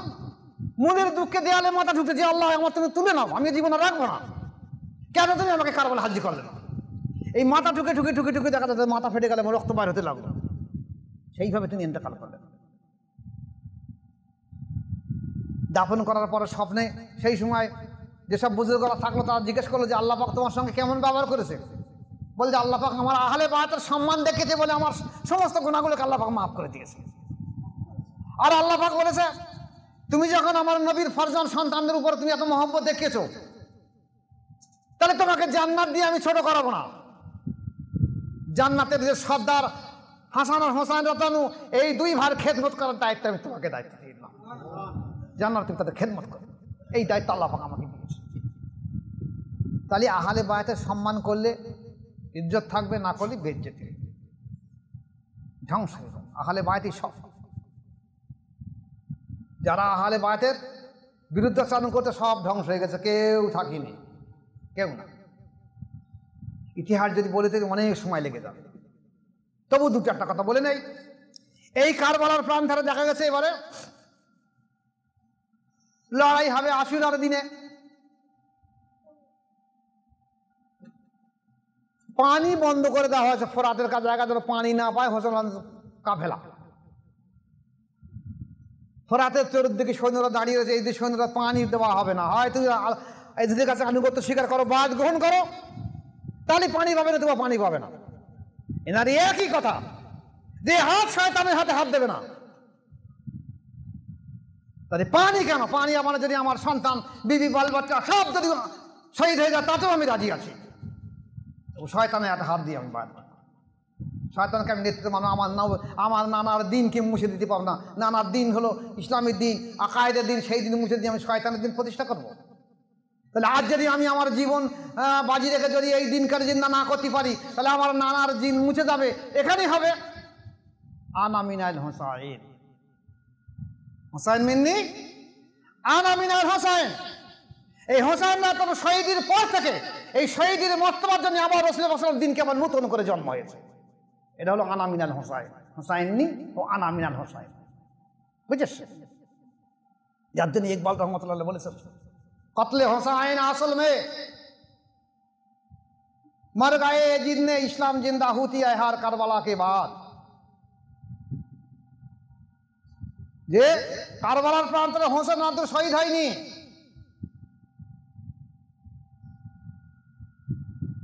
বরঞ্চ এজিদ মারা গেছে। আরে হোসেন মাত্র শহীদের পর থেকে ইসলাম জিন্দা হয়েছে। এই জিন্দা কিয়ামত পর্যন্ত থাকবে। জিন্দার হক হলো হোসেন রতন। আজ আমরা যে ইসলাম পেয়েছি, এই ইসলাম হোসেন রতন ইসলাম। এই ইসলাম রাসূল পাক সাল্লাল্লাহু আলাইহি ওয়াসাল্লাম যে কথা, হোসাইন মিন্নি আনা মিনাল হোসেন, এই আনা মিনাল হোসেনের ইসলাম, এটা আল্লাহ রসুলের ইসলাম। কিন্তু জীবন দিয়ে উনি দেখিয়ে দিয়েছেন যে তোমরাও যদি তেমন দিন আসে, নিজের বিবি বাল বাচ্চা, নিজের সন্তান, নিজের জীবন, নিজের ধন সম্পত্তি সবকিছুকে যদি ইসলামের রাস্তায় কোরবান করে দিয়ে দিতে পারো, তাহলে তুমি আহলে বায়াতের মধ্যে গণ্য হয়ে থাকবে এবং তোমার জন্য সুপারিশ করা আমি হোসাইন থাকবো কিয়ামতের ময়দানে। মানে আহলে বায়াতের মধ্যে মহব্বত না রাখলে কাল কিয়ামতের ময়দানে তোমরা আমার কাছে সুপারিশ পাবে না কোনোদিন। আমি সেই ইসলাম জিন্দা করার জন্য শহীদ হয়েছি, আর সেই ইসলাম ধ্বংস করার জন্য তোমরা এই মুসলমান রয়ে গেছো। যে সম্প্রদায়ের মানুষ, যে কুফার মানুষ কারবালার প্রান্তরে শহীদ করেছিল হোসেন রাজালুকে, যে সম্প্রদায়ের মানুষ শহীদ করেছিল, তারা কিন্তু ওই কারবালার প্রান্তরে যখন সকালবেলা ফজরের আযান হচ্ছে, আল্লাহু আকবার আল্লাহু আকবার, আসসালাতু খায়রুম মিনান নাওম আসসালাতু খায়রুম মিনান নাওম, এজিদের সৈন্যরা ছুটে আসছে কেন? যে আমরা হোসেন রাজার পেছনে 2 রাকাত নামাজ পড়বো, ফজরের নামাজ। নবীর বংশধরদের পেছনে নামাজ পড়লে সওয়াব বেশি হবে, নবীর আওলাদ। আমরা তো দোয়া ইব্রাহিমই বলছি, আল্লাহুম্মা সাল্লি আলা মুহাম্মাদ ওয়া আলা আলি মুহাম্মাদ কামা সাল্লাইতা আলা ইব্রাহিম ওয়া আলা আলি ইব্রাহিম ইন্নাকা হামিদুম মাজিদ, আল্লাহুম্মা বারিক আলা মুহাম্মাদ ওয়া আলা আলি মুহাম্মাদ কামা বারাকতা আলা ইব্রাহিম ওয়া আলা আলি ইব্রাহিম ইন্নাকা হামিদুম মাজিদ। তাহলে নবীর বংশধরদের পেছনে নামাজ পড়বো। এই নামাজ পড়ার পরে তারা তলোয়ার ধরলো, কার বিরুদ্ধে? রাসূলের সন্তানের বিরুদ্ধে তলোয়ার ধরলো। কত বড় মুনাফিক, কত বড় জালিম শয়তান! এই শয়তানের বংশ কিয়ামত পর্যন্ত জিন্দা থেকে থাকবে। যারা আজ আহলে বায়াতের দুশমনি করেছে, কিয়ামত পর্যন্ত তাদের বংশধর থেকে থাকবে। মনে করেন সব মুছে গেছে, এজিদ মরে গেছে, কিন্তু এজিদের বংশধর রয়ে গেছে, এজিদের চরিত্র রয়ে গেছে। হোসেন রাজার শহীদ হয়ে গেছে, হোসেনের চরিত্র রয়ে গেছে। তারা এমন অনেক ব্যক্তি আছে, তারা পৃথিবীর বুকে তারা মনে করে জীবন চলে যাবে, তবে ইসলামকে আমরা জিন্দা করে দিয়ে দেবো, ইসলামের পতাকা ফেলে দেবো না। আর সামান্য আমাদের দিকে আগে দেখেন না, ভারতের রাষ্ট্রীয় পতাকা মাতঙ্গিনী হাজার বুকে গুলি লাগার পরও পতাকা উঁচু করে ধরেছিল, সেটা মহিলা, মেদিনীপুরের মহিলা, দেশের পতাকা। আর তুমি ইসলামের পতাকা করছো। তোমরা কি করছো? বরঞ্চ ইসলামকে মুছে দেওয়ার জন্য চেষ্টা করছো। এই মুনাফিক শয়তানের দল কুচক্রী সেই সময় তারা ছিল। আজকে দেখেন ভালো করে, অনেকেই কথা বলে, যেমন আমরা আমাদের দেশে বলে যে ফুরফুরা সিলসিলা আমরা আবু বকর সিদ্দিকের 10তম কি 20তম কি 30তম বংশধর, বলে তো এরকম কথা। অনেক অলিয়া উলিয়ারা বলে, কেউ বলে আমি বড় পীর সাহেবের 50তম বংশধর। তো এই যে বংশধর একের পর আসছে, তাহলে যারা সেদিনই আহলে বায়াতে দুশমনি করেছিল তাদের বংশধর কিয়ামত পর্যন্ত থাকবে, আর যারা ঈমান এনেছিল তাদের বংশধর কিয়ামত পর্যন্ত থাকবে। এই যারা ঈমান এনেছিল এবং সঠিকভাবে ঈমানের জায়গায় দাঁড়িয়েছিল, এরা ছাড়া আর কেউ ঈমান এনে দাঁড়াতে পারবে না। আর যারা বেঈমানি করেছিল, মুনাফিকি করেছিল, এদেরকে বংশধর রক্ত কিয়ামত পর্যন্ত থাকবে, এরাও বায়াত হবে এবং এরাও মুরশিদের বিরুদ্ধে করবে কিয়ামত পর্যন্ত। ওরা মুনাফিক হয়ে মরবে। মনে করবে না এত সহজ ইসলাম, আলু পোপালুম হয়ে গেল। চোখে আঙুল দিয়ে দেখিয়ে দেওয়া যাবে সব মুনাফিকের দল, শয়তানের দল। এর থেকে দূরে থাকবে। যেখানে বুজুর্গান দিনগান বলেছে, তুমি বায়াত গ্রহণ করার পর যদি একটা লতিফা তোমার জিন্দা হয়, একটা লতিফা, মৃত্যুর আগ পর্যন্ত ধোঁয়া সাপের মতন হয়ে থাকবে, আর তুমি সেই মুর্শিদের বিরুদ্ধে বিদ্রোচন করবে, সে তো সেই নবী পরিবারের বংশধরদের মতন হয়েছে, আল্লাহ বংশধরদের মতন হয়েছে। তোমরা আলীর কাছে বায়াত হয়ে আল্লাহকে শহীদ করে দিলে, হাসানের কাছে বায়াত হয়ে হাসানকে শহীদ করে দিলে, হোসেনের কাছে বায়াত হলে হোসেনকে শহীদ করে দিলে, সেই জমানা ফিরে পেয়েছে। আসলে তার বংশধর সেই সব ব্যক্তির রক্ত কিয়ামত পর্যন্ত থাকবে, তারা সারা জীবন যেখানে যত বায়াত হবে সেখানে দুশমনি করবে। খেয়াল দেখে দেবেন, আমারও বহু মুরিদদের এরকম থাকবে। এটা মুনাফিক, দুশমন, শয়তানের চরিত্র। যদি একটা ব্যক্তি যারা পরিমাণ মুর্শিদের বিরুদ্ধে চলন করে, আপনি ঘাড় ধরে খানকা থেকে বার করে দিয়ে দেবেন, আমার হুকুম থাকবে। যেটা আলে বাতের নয়, রক্তটা শয়তান, সেই শয়তানের রক্ত। আমার মুর্শিদ কেলা বলতো, যদি এরকম ব্যক্তি দেখো তুমি খানকা ধরবে, ঘাড়টা ধরবে, পাকড়া তুলে দিয়ে আসবে। আমি আজ পর্যন্ত করিনি। আজ আমি আপনাদের হুকুম দিয়েছি, আমার বয়স হয়ে গেছে। যদি এমন কোনো ব্যক্তি আমাদের মজলিসে কোনো দিন দেখেন, আমি আপনাদের হুকুম দিয়েছি ঘাট ধরে পাঁচিল ভাঙায় বার করে দিয়ে দেবেন। প্রয়োজন নেই ওরকম মুরিদের, এখানে মুনাফিকদের এখানে জায়গা নয়। এখানে রক্ত দিয়ে ইসলাম জিন্দা করা হয়, মুনাফিক করে ইসলাম জিন্দা করা হচ্ছে। এদিকে আসি, আজকের এই আশুরা পালন করা যাবে কি যাবে না? আমাদের দেশের একদল আলেম বলছে আশুরা পালন করা যাবে না। কেন না? আশুরার দিনে তো সব ভালো কাজগুলো হয়েছিল, তাহলে আনন্দ করে খাওয়া দাওয়া করবো। আমি নাম বলছি না, স্বনামধন্য আলেমগুলো এই করা জলসা করছে। আশুরার দিনে ভালো ভালো কাজ হয়েছিল, তো আমরা ভালো জিনিস খাওয়া, আনন্দ তো কুদুমি করবো। আচ্ছা, আমি আপনাকে বলি, কালকে যদি আপনার একটা সন্তানের নাতি হয়েছে, আর আপনি সারা এলাকার লোকের দাওয়াত দেন, আমার নাতি হয়েছে, আসুন আমি একটা আকিকা করবো এবং ভালো করে খাওয়া দাওয়া করবো। 3 দিন ধরে খাওয়া দাওয়া, দ্বিতীয় দিন দেখা তো আপনার নাতিটা মারা গেছে। এখন মেহমান হবে, তাহলে আপনি আনন্দ করবেন তো? নাতি হয়েছে বলে আনন্দ করবেন? নাতি তো মারা গেছে। বলবেন না সেসব হবে না, আমার নাতি মারা গেছে। তাহলে গত পরশু দিন যে জন্ম হয়েছে সেদিনে আনন্দ করছেন, আজকাল আনন্দ করার দিন না আপনার। তাহলে ওই পিরিয়ডটা এখন আনছেন কেন আপনারা? ওটা তো আনন্দের পিরিয়ড, সবাই জানে। আজকে শোকের চিহ্ন, এই চিহ্নটা আপনার কোথায় গেল? আবার অনেকে আলেম এমন কথাও বলছে যে দেখো, ওমর রাত শহীদ হলো, কই তার তো মৃত্যুদিন পালন করিনি। ওসমান রাজার শহীদ হলো, মৃত্যুদিন পালন করিনি। আল্লাহর শহীদ হলো, মৃত্যুদিন পালন করিনি। তাহলে হুজুর রাতের মৃত্যুদিন পালন করবো কেন? আমাদের সামনে পাতুম আমি, তাই আলেমগুলো জবাব আমি আমার সোজা করে দিয়ে দিতে পারতাম। এত বড় সাহস তোমার দিলে কোনো সাহস? কার বিরুদ্ধে কার কথা বলছো? ওরা একটা পটভূমিকায় শহীদ হয়েছে, আর এনার পটভূমিকাটা আলাদা। এনার পটভূমিকা হলো মূল, যে নানা সে ইসলাম, রসুলের পাক সাল্লাল্লাহু আলাইহি ওয়াসাল্লাম যে ইসলামকে কিয়ামত পর্যন্ত জিন্দা রাখবে এই পটভূমিকার মাধ্যম দিয়ে। আর ওই পটভূমিকা এই পটভূমিকা এক জায়গায় আনছো কেন?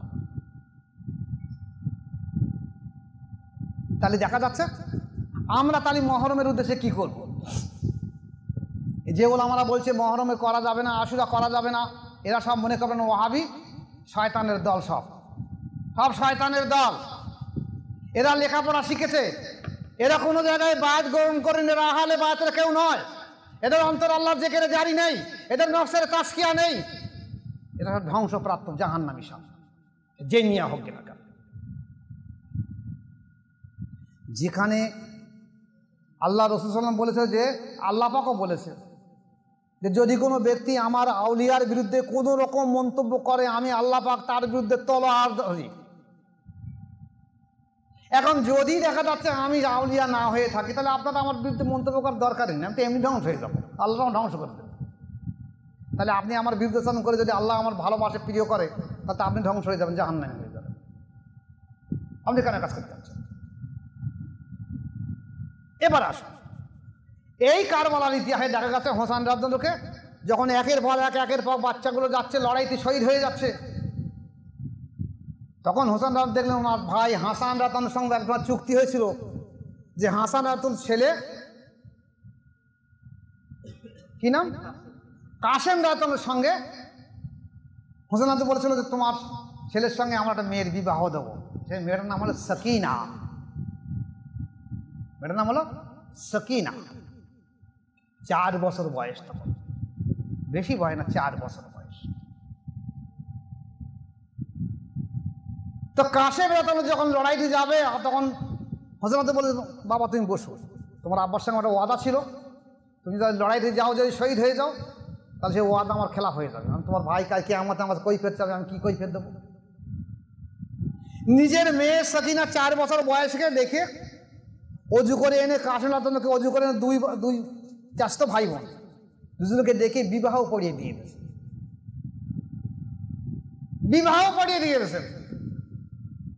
বাসারের সাকিনা কি বোঝে, ছেলে মানুষ, তবু বলছে তোমরা আলাদা এই কোয়ার্টার ঘরের মধ্যে তাঁবুর মধ্যে যাও, আধা ঘন্টা তোমাদের সময় দিচ্ছি, তোমরা জীবনে আর কোনোদিন এই সময় সুযোগ পাবে না, এই তোমাদের শেষ আধা ঘন্টাকে 15 মিনিট কথা বলা। লড়াইয়ের ময়দান দেখো যে যাচ্ছে ফিরে আসছে, তোমাদের যার যা বসার তাই কথা বলে এসো। মানে কি কথা বলবে? একজন লড়াইয়ের জন্য তৈরি হচ্ছে, আর একজন শিশু, সে প্রেম ভালোবাসা সম্পর্কে কিছু বোঝে না, কিন্তু জানে আজকের দিন গেলে আমি বিধবা হয়ে যাব, এটা জানে, কারণ ওই ফ্যামিলির মধ্যে ওরকম ওই মানসিকতা তৈরি হয়েছে। কাসেম রাদিয়াল্লাহু লড়াইতে গেলেন, শহীদ হয়ে ফিরে আসলেন। তাহলে সাকিনা রাদিয়াল্লাহু কি করলো? তাঁবুতে কাঁদতেছে, আমি তো বটে, 10 মিনিট হলে তো ভালোবাসা, মহব্বতের ভালোবাসা, বাচ্চা মেয়ে হলে তাদের বুঝজ্ঞান আছে। শহীদ হয়ে গেলেন। এবারে হোসেন রাদিয়াল্লাহু যখন লড়াইয়ের ময়দানে যাবেন, তখন সন্তানের দিকে তাকিয়ে দিলেন, ফ্যামিলির দিকে, তাঁবুর দিকে তাকিয়ে দেখেন একমাত্র জয়নুল আবেদিন রাদিয়াল্লাহু ছাড়া আর কেউ নেই। এই জয়নুল আবেদিন রাদিয়াল্লাহু তখন ওনার পেটের গন্ডগোল এবং জ্বর এবং পেটের রোগে উনি ভুগছেন, শুয়ে আছেন তাঁবুর মধ্যে। উনি ডাকলেন, জয়নুল রাদিয়াল্লাহু, তুমি উঠে এসো, যদি তোমার শরীর পেরে ওঠে তাহলে অজু করানো তায়াম্মুম করে আমার সামনে এসো, আমি আর কয়েক পলক পরে কারবালায় হাজির হয়ে যাব, লড়াইয়ের ময়দানে হাজির হয়ে যাব এবং আমি শহীদ হয়ে যাব। আমার নানাজি ডাকছে, হোসাইন ফিরে এসো। আমার আম্মাজি ডাকছে, হোসাইন ফিরে এসো। আমার আব্বা ডাকছে, হোসাইন ফিরে এসো। আমরা হাউজে কাউসারের পানি নিয়ে দাঁড়িয়ে আছি তোমার জন্য, তুমি এই দুনিয়ার এই পানি আর পান করো না, এই শয়তানদের উস্কানিমূলক পানি তুমি পান করো না, আমরা তোমার জন্য পিপাটা পানি দান করে তো ফিরে এসো। আমি চলে যাব বাবা জয়নুল, কিন্তু আমার নানার দিন যে মুছে যাবে, তাই তুমি আমার সামনে এসো, আমি তোমাকে বায়াত করিয়ে দিয়ে দেই।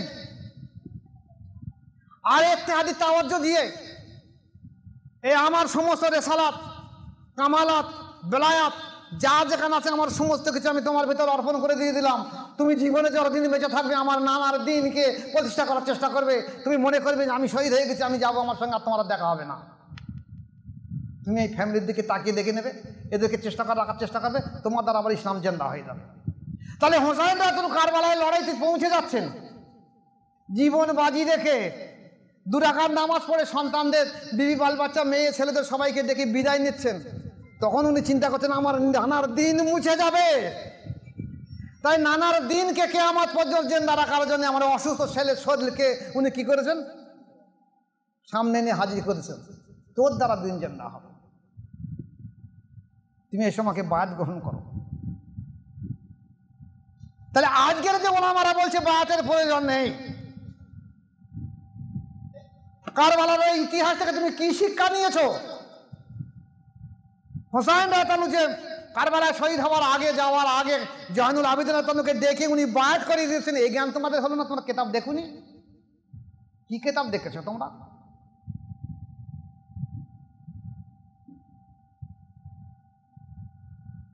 সেই জাইনুল আবেদিনের জন্মদিন থেকে এই দিন আর টিকে আছে।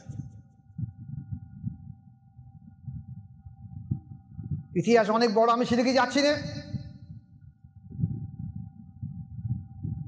দুশ্মনদের কি পাশা,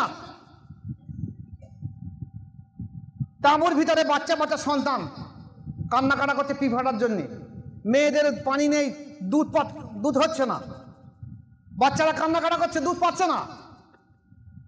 হোসানা চিন্তা করে যে পানি পাওয়া যায়, ফোরাতে যায়, এই ফোরাতের পানি তো সারা পশু পাখি খেয়ে যাচ্ছে, সারা জীবজন্তু প্রাণীগুলো খেয়ে যাচ্ছে, তাহলে আমার সন্তানকে ফোরাতের পানি পাবে না?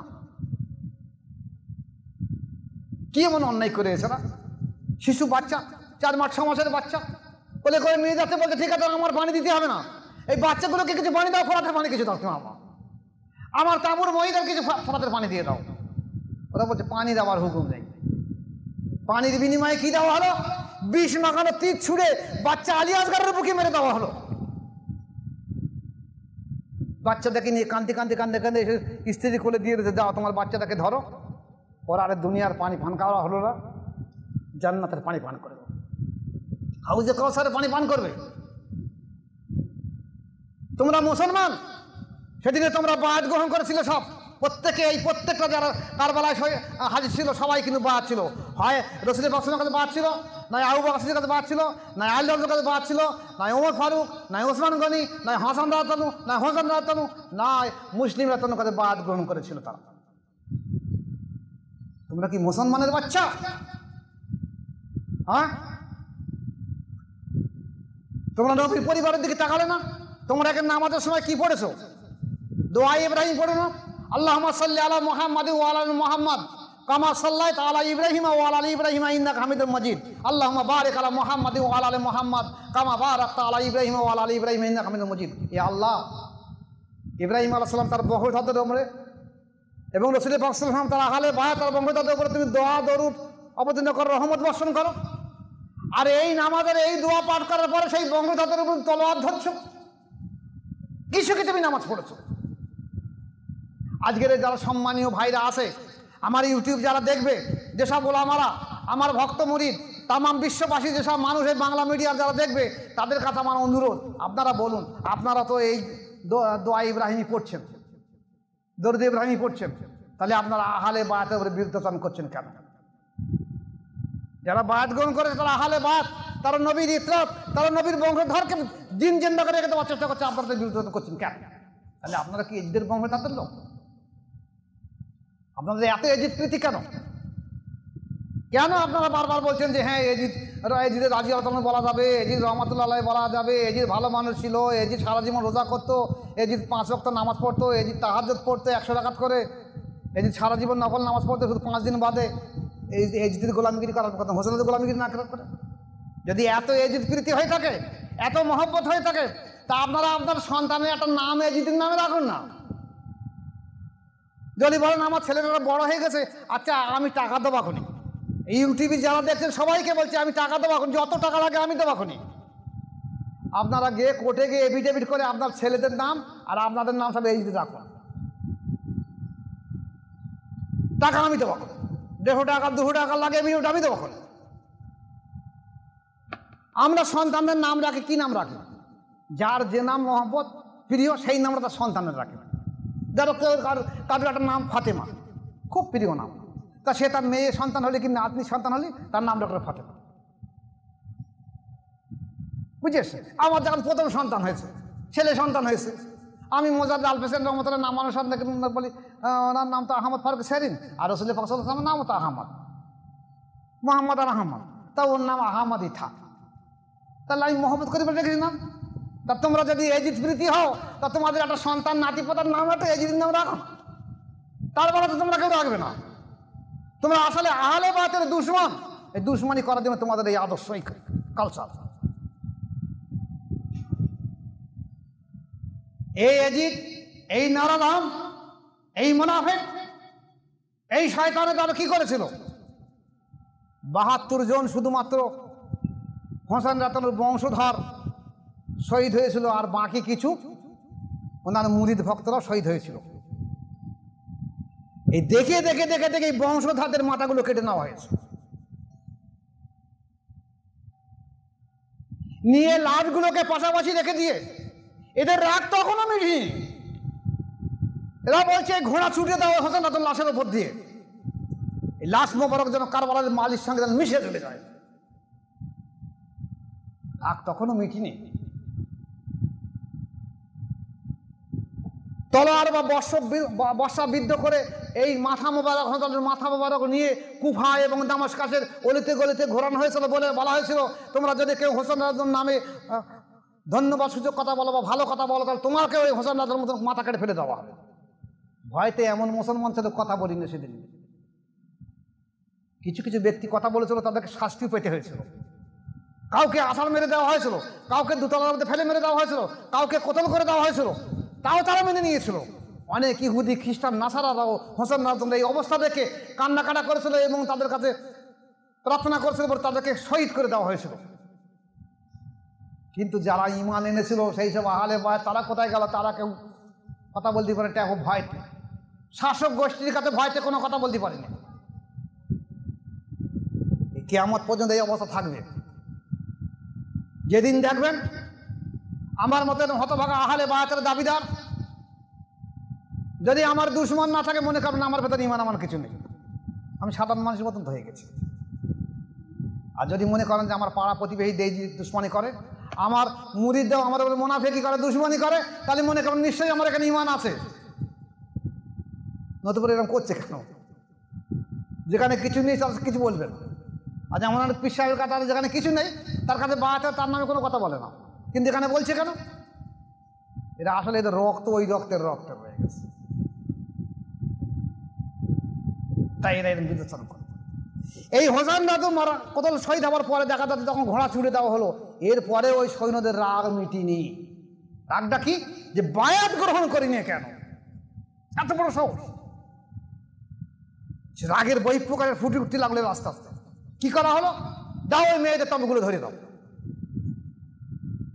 যে মেয়েরা যারা জীবনে কোনোদিন পরপুরুষের মুখ দেখিনি, যারা পর্দা আধাবের মধ্যে থেকেছে, সারা জীবন ধরে আজও তাঁবুর মধ্যে রয়েছে, তাদের সেই তাঁবুর চতুর্দিকে আগুন ধরিয়ে দেওয়া হলো। সেই বাচ্চা বাচ্চা মেয়েরা, সকিনা তার স্বামী হারা হয়ে গেছে কয়েক পলক আগে, বাপ হারা হয়ে গেছে কয়েক পলক আগে, ছুটে তাঁবু থেকে বাইরে হয়ে আসতেছে। এইবার ঘোড়া লিলিয়ে দেওয়া হচ্ছে, ঘোড়া তাদের পিছনে ঘোড়া ছুটে দেওয়া হচ্ছে, আরো জোরে ছুটুক, আরো জোরে ছুটুক। গায়ের পোশাকগুলো খুলে নেওয়া হচ্ছে। সকিনা রাজার বাচ্চা 4 বছরের মেয়ে সদ্য বিধবা হয়েছে, আধা ঘন্টা আগে বিবাহ হয়েছে, এক্ষুনি বিধবা হয়েছে, তার কানে দুটো মাগড়ি চলো, আমাদের কি বলে মাগড়ি বলে তো, ধরে টেনে ছিঁড়ে নেওয়া হয়েছে, কান দিয়ে রক্ত বাইরে। কোন শোক পালন করবে? আব্বার মৌত, স্বামীর মৌত, না এই কান থেকে ছিঁড়ে নেওয়া রক্তের ঝরে যাচ্ছে, এই কান্না, কোন কান্না কাঁদবে? না তাবু ধরিয়ে দিয়েছে। গায়ের পোশাকগুলো, ভালো ভালো পোশাকগুলো খুলে নিয়ে হাত পিছমোড়া করে পিছনের দিকে মাটি বেঁধে নিয়ে এইবারে কুফায় যাও, চলো কুফায় চলো। আর হোসেন রাজার লাশ মোবারককে তলোয়ারের মাথায় বিদ্ধ করে উঁচু করে দেওয়া হচ্ছে। রাগ মিটিনি, তাই রাগ এখনো মিটিনি। লাশ মোবারকদের দাফন করতে দেওয়া হবে না, এ মাথা মোবারক দাফন করতে দেওয়া হবে না। রাগ মিটিনি, আহলে বায়াতের রাগ। একটা মানুষের নফসে আম্মারা চরিত্র মানে হলো শয়তান সদৃশ নফস, একদম শয়তান চরিত্র। কি হলো শেষ পরিণতি? তখন ও রাগ মিটিনি। অনেক ইতিহাস আছে, আমি সেদিকে যাচ্ছি না। শেষকালে যখন ছেড়ে দেওয়া হলো, ফিরিয়ে আনলো না মদিনা শরীফে, রাগ তখনও মিটিনি। রাগ গেল রসুলের বাসনের উপরে, আল্লাহ রসুলের মাজারের পাশে এদিক পাঠিয়ে দিল ঘোড়া, গরু, দুম্মা, ভেড়াগুলো যে ওখানে থাকবে, আর মসজিদ নববীতে তোমরা কেউ নামাজ পড়তে পারবে না। এরা এই রসুলের বাসনের মাজারের চতুর্দিকে পায়খানা করবে, 20টা করবে, পেশাব পায়খানা করবে। রাগ তখনও মিটিনি। আর বলছে তুমি রাজি আল্লাহ তাআলা হতভাগা অসভ্য দাও। সেদিন ইয়াজিদ সৈন্যদেরকে হুকুম দিয়ে দিল যে মদিনার নারীদেরকে তোমাদের জন্য হালাল করে দিয়ে দেওয়া হলো। হাজার হাজার মেয়েরা ধর্ষিত হয়েছিল আর জন্য, এজিদের জন্য। রাগ তখনও মিটিনি এজিদের। যেখানে এতটুকু করার পরে রাগ মিটে, চলো মক্কায় চলো। কাবা ভেঙে দিয়ে দাও, কাবার গ্লাভ ধরিয়ে দিয়ে দাও। এখনকার যেমন কামান আছে, তখন এক ধরনের বন্দুক ছিল, দূর থেকে মেরে মেরে কাবার দাল ভাঙা হলো, কাবার গ্লাভ ধরিয়ে দেওয়া। কি করেন এজিদ? আজ এজিদের নামে রাদিয়াল্লাহু তাআলা আনহু বলছো বেয়াদব অসভ্য দল, তোমরা মুসলমান শুধু দাড়ি টুপি দেখে দুপাতা লেখাপড়া শিখে বলে লাট হয়ে গেছো।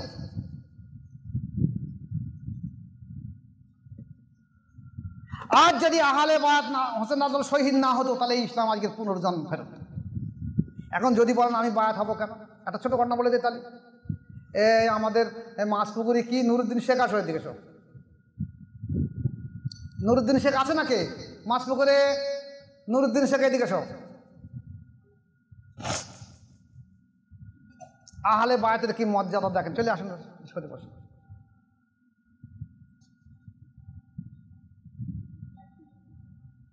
এখানে আসুন, রাস্তা দিয়ে দাও, ক্যামেরাটা দেখে নিয়ে দেবে। এখানে এসো,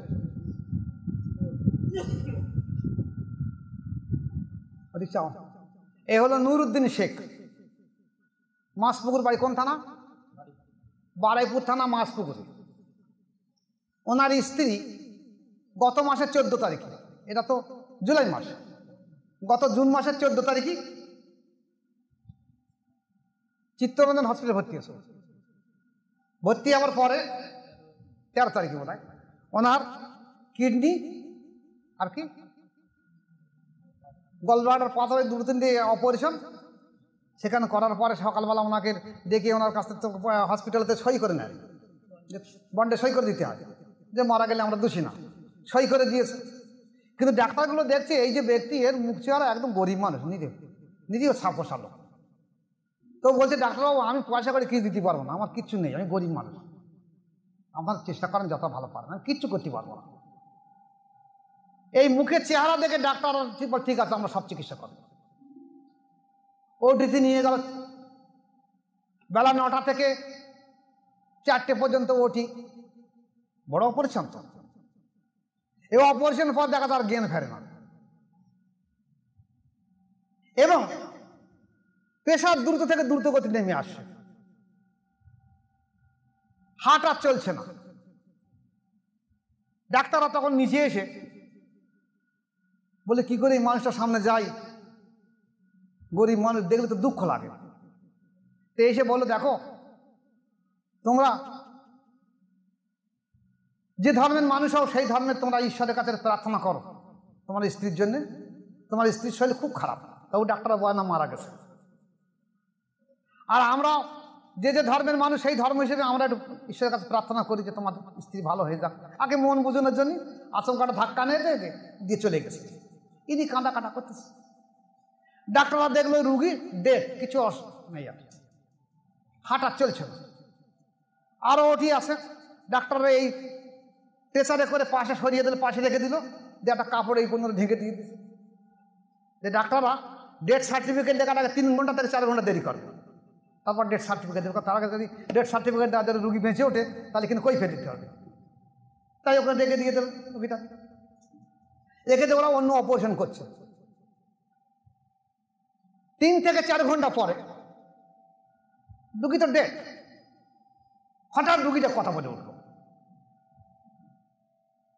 কথা বলার সঙ্গে সঙ্গে ডাক্তার দেখলো এখন তখন তো পার্ট সব ফিট করা রয়েছে, মেইন পাতা ফিট করা রয়েছে, হার্টটা সব ফিট করা রয়েছে।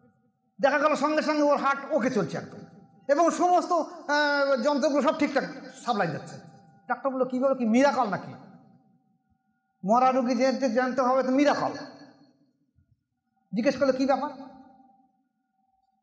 তা বলছে দেখো আমি, আপনারা যে বলছেন যে রুগীটা মারা গেছে, এর খবর দাও, ওর বাচ্চা কাচ্চা আমি সব শুনতে পাচ্ছি কিন্তু বলতে পারছি না, আমার কান সাথে যাচ্ছে। তো এই সময় দেখলাম আমার মুর্শিদ এসে আমার পাশে দাঁড়িয়ে বলছে তোমার তো অপারেশন অনেক সময় হয়ে গেছে, তুমি এখন শুয়ে রয়েছো, যাও উঠে যাও, বাড়ি চলে যাও।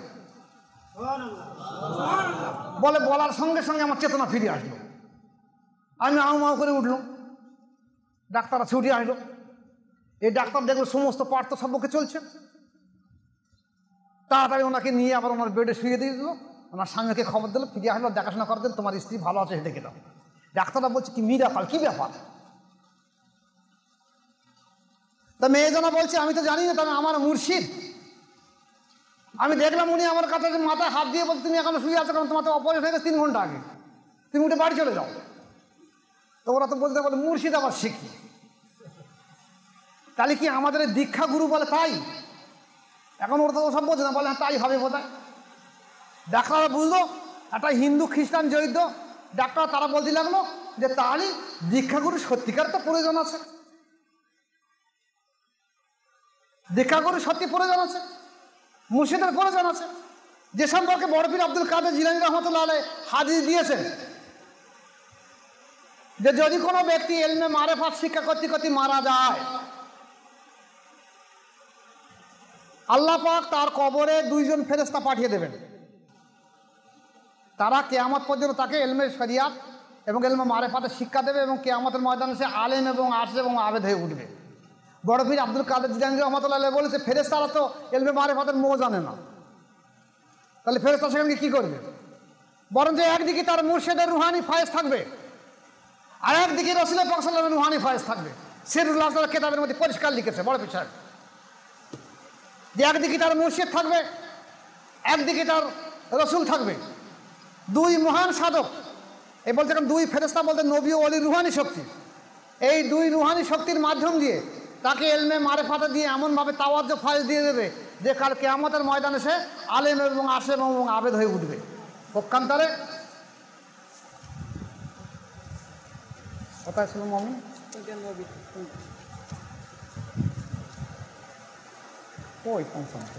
পক্ষান্তরে আল্লাহ রাসূল বলতে কিছু সংখ্যক অজ্ঞ মানুষ, কিছু সংখ্যক মূর্খ অজ্ঞ মানুষ, নিরক্ষর মানুষ যারা মারা যাবে, মারা যাবার পরে তারা কিয়ামতের ময়দানে আলেম আশেক এবং আবেদ হয়ে উঠবে। তাদের লেখাপড়া জানে না, মূর্খ সূর্খ মানুষ, তারা কিয়ামতের ময়দানে তারা মারা যাওয়ার পরে কিয়ামতের ময়দানে আলেম আবেদ আশেকে উঠবে। কারা? যারা ইলমে মারেফাত শিক্ষা করতে গিয়ে মারা গেছে। আর পক্ষান্তরে কিছু সংখ্যক আলেম, আল্লাহ রাসূল বলছে কিছু সংখ্যক আলেম মৃত্যুবরণ করার পরে, তারা মূর্খ এবং পাপী এবং দরিদ্র হয়ে কিয়ামতের সময় উঠবে, কারণ তার ভেতরে ইলমে মারেফাত ছিল না বলে। তাহলে যে ইলমে মারেফাত শিক্ষার জন্যে মাশায়েখের প্রয়োজন, আহলে বায়তের প্রয়োজন, তার জ্বলন্ত প্রমাণে নূরউদ্দিন শেখ, তার জীবিত অবস্থায়। আর আপনারা বলছেন আহলে বায়তের প্রয়োজন নেই, মারেফাতের প্রয়োজন নেই, মুর্শিদের প্রয়োজন নেই। এটা প্রমাণ দেখালাম আমি তো যে হ্যাঁ মুর্শিদের প্রয়োজন আছে। তাহলে আপনার এদের কোনো কথায় কর্ণপাত দেবেন না, কোনো কথায় না। যারা বায়াত গ্রহণ করেছেন তারা পরিষ্কার এর উপর টিকে থাকবেন, যতদিন বেঁচে থাকবেন মুর্শিদের সম্পর্কে কোনো রকম কথা বলবে না, কোনো রকম। যদি কোনো রকম মনে কোনো রকম বিরূপ ধারণা আসে তাহলে সঙ্গে সঙ্গে মুর্শিদের সঙ্গে পরামর্শ করে দেবেন, কারণ শয়তান ওই ওসিলা করে আপনার কলবে বসে আপনাকে ধোঁকা দিয়ে ধ্বংস করে দিয়ে দেবে। সে চাবে মুর্শিদের খুন বের করতে, এইভাবে ধ্বংস করে দিয়ে দেবে। তাই এই কাজ করবেন না।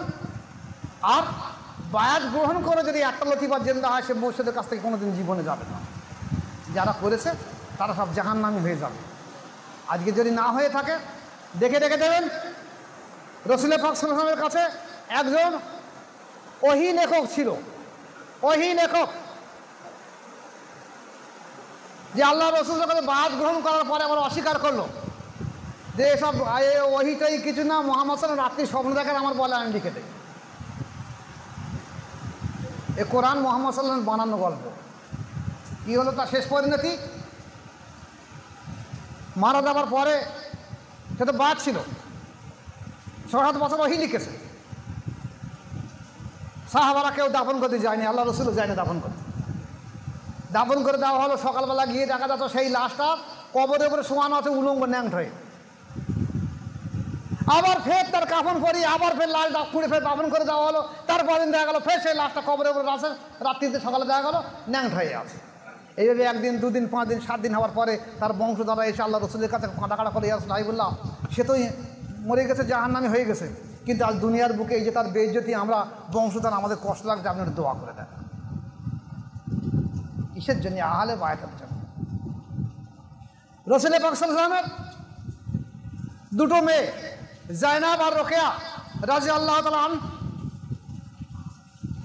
হুমা, এই দুইজন মেয়েটাকে আবুল আহাবের দুটো ছেলের বিয়ে দিয়েছিল।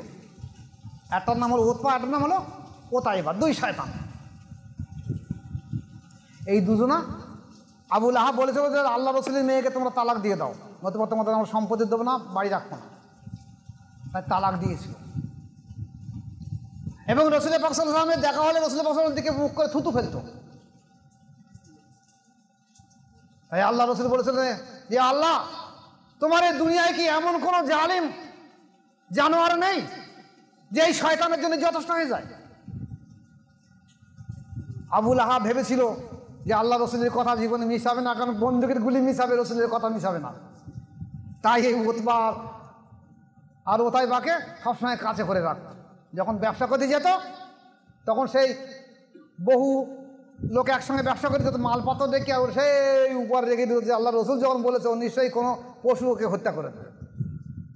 আর রাত্রি চতুর্দিকে তাঁবুর চতুর্দিকে মশাল জ্বালিয়ে রেখে দিত, রাত্রির নাইট গার্ডটা তো নাইট দেওয়ার জন্য। কিন্তু আল্লাহ পাকের ইচ্ছা খণ্ডন করে, রসুলের হুকুম খণ্ডন করতে পারে? এটা তন্দ্রার মতন এসে দেখা গেল একটা দূর থেকে একটা হিংস্র বাঘ হালুম করে উঠে এসে উতবা না ওতাইবার দাগে একটা থাপন ফাইট মেরেছে, ব্যাস মাথা চলে গেছে 40 ফুট দূরে, ধর লাফাচ্ছে, যখন মাথা ওখানে লাফাচ্ছে, আঁক করে একটা আওয়াজ হলো, বিদ্যুৎ করতে বাঘটা চলে গেল। আবুল আহাব উঠে আউমাউ করতে গেল, ঠিক আমার ছেলের গাড়ি বাঘ এসে। রসুলের কথা কোনো মিথ্যা হয় না। শুনে রেখে দেন, আহলে বায়াতের উপরে কোনো রকম দুশ্মনী করবেন না। আপনার ভালো না লাগে বায়াত হবেন না, ভালো না লাগে ঈমান আনবেন না। কার ভিতরে কি আছে না আছে আপনি বুঝবেন কি করে? তাই আমি হাত জোর করে অনুরোধ করবো যে আপনাদের কাজ করবেন না। এবার আসুন, তাহলে আমরা আশুরা পালন করবো না? করবো না? হ্যাঁ করবো। কোন আলেম কি বললো দেখার দরকার নেই। আমরা ও পিরিয়ডটা মহব্বতের পিরিয়ড, ভালো, ঠিক আছে। আমাদের আজকেরকার বর্তমানে অতীত যেটা হয়ে গেছে, কারণ বর্তমান যেটা চলছে, এই বর্তমান হোসানার থেকে কিয়ামত পর্যন্ত এটা বর্তমান চলে। আর ওটা হয়েছে অতীত। অতীতের কথা আমরা গ্রহণযোগ্য, কারণ প্রয়োজন নেই, ওটা ভালো কাজ ভালো। আমরা এই হোসানাতন এই একনিষ্ঠ ত্যাগকে আমরা যতদিন বেঁচে থাকবো আমরা চেষ্টা করবো পালন করার জন্য। কি পালন করব? যেমন আমরা যারা এখানে উপস্থিত হয়েছে, আমরা কি করব? যেসব পুরুষ মানুষ আজ দিনটা রোজা রাখবে না, যারা এখানে আসবে তারা রোজা রাখবে না, যারা আসবে না তারা রোজা রাখবে। আজের রোজা রাখছে, আগামী দুটো রোজা রাখবে,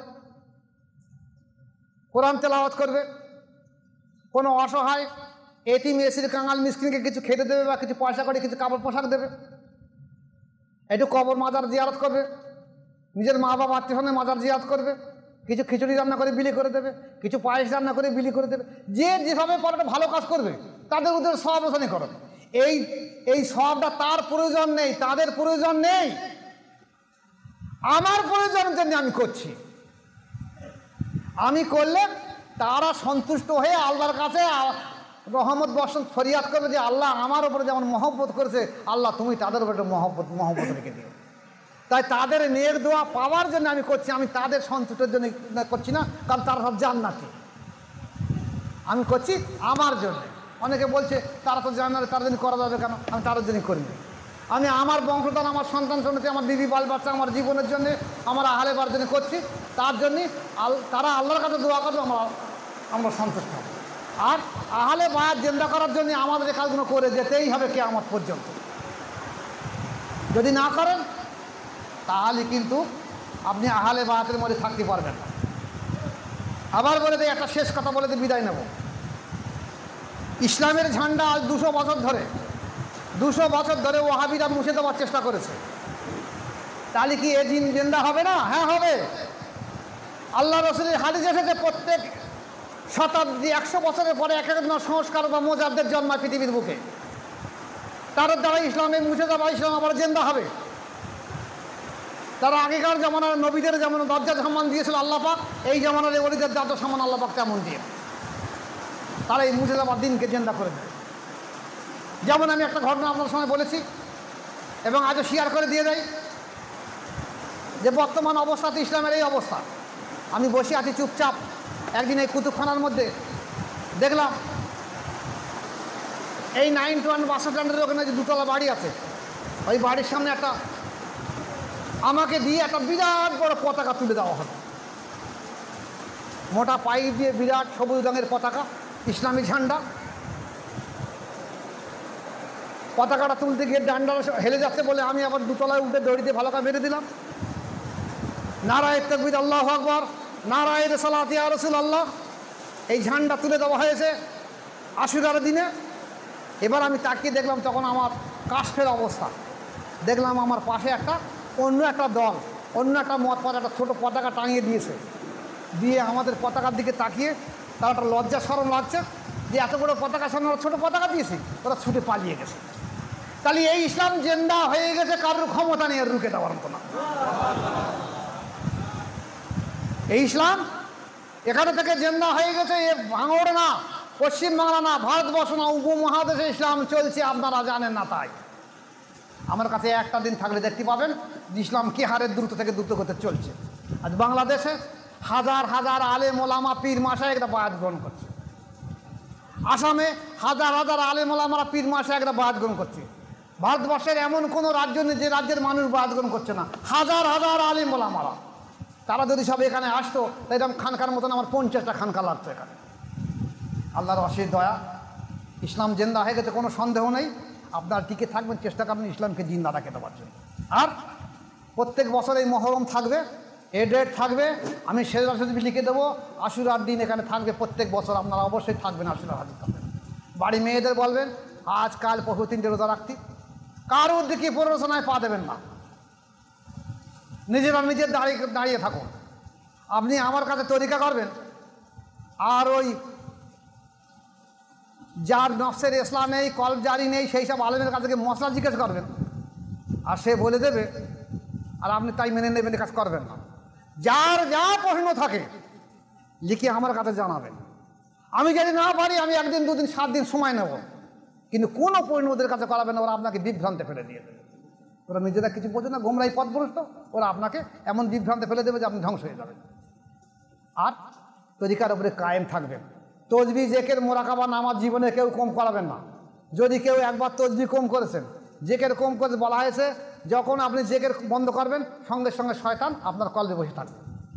আর শয়তান জাসিবুন আলা কলবি ইবনে আদমা ফাইজা যাকারাল্লাহ ফাসাকা ওয়া ইযা গাফালা ফাওয়াসাসা আল হাদিস। যখন মানুষ কলব আল্লাহর জিকির করে, শয়তান কলব থেকে পালিয়ে যাবে। আর যখন কলব আল্লাহর জিকির বন্ধ করবে সঙ্গে সঙ্গে কলবে শয়তান বসে থেকে তাকে ধোঁকা দিতে হবে। এই কলব হলো মানুষের মূল প্রধান সেন্টার, কেন্দ্র। এখানে বসে শয়তান ওই কলবের ভেতরে তার সুঁড় গুজিয়ে দিয়ে তার এই সমস্ত সেন্টারগুলোকে সে কবজা করে নিয়ে তার মর্জি মতন চালাবে। তাই জিকির যেন মৃত্যুর আগ পর্যন্ত বন্ধ করবে না, একদম মৃত্যুর আগ পর্যন্ত। আর তসবিহ মৃত্যুর আগ পর্যন্ত বন্ধ করবে না। দাঁড়িয়ে তসবিহ না করতে পারেন বসে করবেন, বসে না করতে পারেন শুয়ে করবেন, তসবিহ বন্ধ করবে না। জিকির বন্ধ করবে না, মোরাকাবা বন্ধ করবে না। মাগরিবের সময় আপনি গরিব মানুষ হন, এসার সময় করবেন, এসার সময় গরিব মানুষ হন, রাত্রি করবেন, মোরাকাবা বন্ধ করবে না। তসবিহ, জিকির, মোরাকাবা, নামাজ, আর হালাল রুজির তালাশ করবেন, আর 5 ওয়াক্ত নামাজ কায়েম করবেন। হালাল রুজি ছাড়া এর আইনে কেউ টিকে থাকতে পারবে না, কিচ্ছু পাবে না এর আইনে। অনেকে বলছে আমার রুজির উন্নতি হয় না কেন? তা দেখা যাচ্ছে ইতিহাস ঘেটে ঘেটে দেখা যাচ্ছে, তাকে ভালো করে পরামর্শ করে দেখা তার খাদ্য তালিকা এত খারাপ যে ধারণা করা যায় না। বলে দেওয়ার সঙ্গে সঙ্গে পরিবর্তন হয়ে গেল। তাহলে আপনারা খাদ্য তালিকাগুলোকে সংশোধন করবেন, আর কোনো দিকে কোনো প্ররোচনায় পা দেবেন না। যদি আমাকে মুর্শিদ বলে মেনে রেখে দেন তাহলে খেয়াল রেখে দেবেন, আল্লাহ রসুলের হাদিস, তুমি তোমার জীবনের থেকে যদি রসুলকে বেশি না ভালোবাসতে পারো, জীবনে কোনো পূর্ণ মোমেন হবে না। আর তুমি যারা বাদ গ্রহণ করেছো, তোমার জীবনের থেকে যদি তোমার মুর্শিদকে বেশি না ভালোবাসতে পারো, তুমি জীবনে মুরিদ হয়ে গণ্য হবে না। এবং তোমার জীবন, ধন সম্পত্তি, মালামাল, বিবি, বাল বাচ্চা মসজিদের যদি কোরবান করে দিতে পারো, তুমি পূর্ণ মোমেন হতে পারো না জীবনে। তাই ওসব পাল্টে ফেলে দেবে। আর আমি হুকুম দিয়ে দিচ্ছি, আমার কোনো মুরিদ যদি আপনাদের সামনে কোনো রকম আমার বিরুদ্ধে মন্তব্য করে, বলবেন তুমি শয়তানের চক্রান্তে পড়ে গেছো, সংশোধন করে নাও। না সংশোধন করে ঘাটটা ধরে 5 ফাঁকায় বার করে দেবেন। আর যদি আপনার এলাকায় তার সঙ্গে সালাম মোসাফা করবেন, মোনাফেকদের সম্পর্ক রাখবেন না, মোনাফেকদের সঙ্গে সম্পর্ক রাখবেন না। যে ও জাহান্নামী, ও মুনাফেক, ও শয়তান সদৃশ, ওর অন্তরে শয়তান বয়ে গেছে, ওর সঙ্গে আমাদের কোনো সম্পর্ক, ও শয়তান, আমরা মুসলমান, সম্পর্ক রাখবেন না। এই পর্যন্ত থাক না। আল্লাহ আমাদের প্রত্যেক ভাইকে তৌফিক দেন আশুরা হিসেবে পালন করার, যেন আমরা কাল কিয়ামতের ময়দানে হাসান রাতনু, আলী রাতনু, ফাতেমা আহলে বায়াতের পাক পাঞ্জাতনের জন্য সুপারিশ পেতে পারি এবং আমরা যেন মৃত্যু পর্যন্ত এই তরিকা এই রেসালাতের মধ্যে টিকে থাকতে পারি। আমিও দোয়া করি, আপনিও দোয়া করুন, সবাই যেন আল্লাহ পাক আমাদেরকে টিকিয়ে রেখে দেয়। ওমা আলাইনা ইল্লাল বালাগ। আসসালামু আলাইকুম ওয়া রাহমাতুল্লাহি ওয়া বারাকাতুহু। কি আম করে দাও হিসাবে দেবো? মনিরুল্লাহ সাহেব কই, এটা ছোটো করে ক্যাম করে দাও।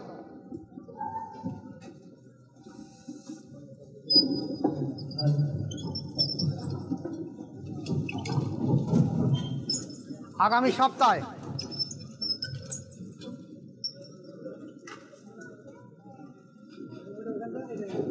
কই যদি আছে না? হ্যালো, আগামী সপ্তাহ কিন্তু ইংরেজি মাসের শেষ বৃহস্পতিবার, আগামী বৃহস্পতিবার অনুষ্ঠান থাকবে, ইনশাল্লাহ আসবেন। আমরা যেভাবে করেছি, যেভাবে ইংরেজি মাস শেষ বৃহস্পতিবার অনুষ্ঠান হয় সেইভাবে করা হবে, সেইভাবে কিছু বদলানো হবে না, আপনারা চিন্তা করতে হবে না। আল্লাহ করিয়ে নেবে, আমি করাবো না। কি আম করি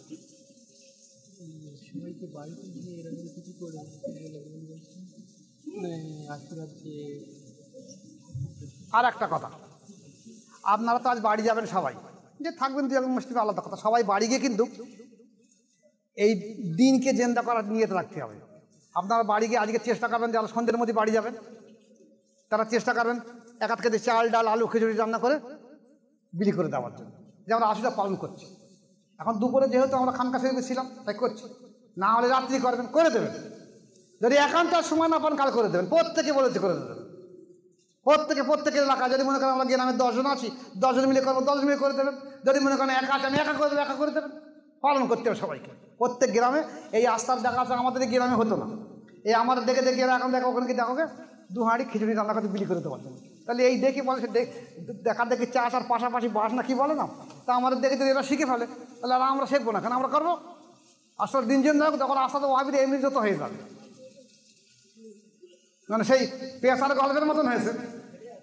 সকালবেলা উঠে বলছে এই সূর্য যত দষ্টের গোড়া, কি শুকিয়ে উঠেছে, রাতটা বেশ ভালো ছিল, আমি বেশ দেখতে পাচ্ছি, আমি আলো আর চোখ পানে চাটি পানি। আসলে ওর যে চোখ আলো সহ্য করতে পারে না, সেটা আর বলে না। ও চাচ্ছে রাত হোক ভালো হবে, তা ওয়াবিরা চাবে যে রাত হোক ভালো হবে, ইসলাম মুছে থাক ভালো হবে, আমরা চাবো ইসলাম জেন্দা হোক ভালো হবে। এই জেন্দা করার জন্য যে যতটা ত্যাগ স্বীকার করবে, কালকে আমাদের আল্লাহ পাক ততটা পরিমাণ তার বদলা দিয়ে দেবে। ইয়া নবী সালামুন আলাইকা, ইয়া রাসূল সালামুন আলাইকা, ইয়া হাবিব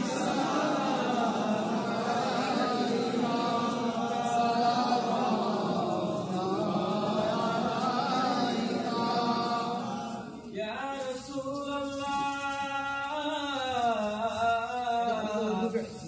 সাথী আধা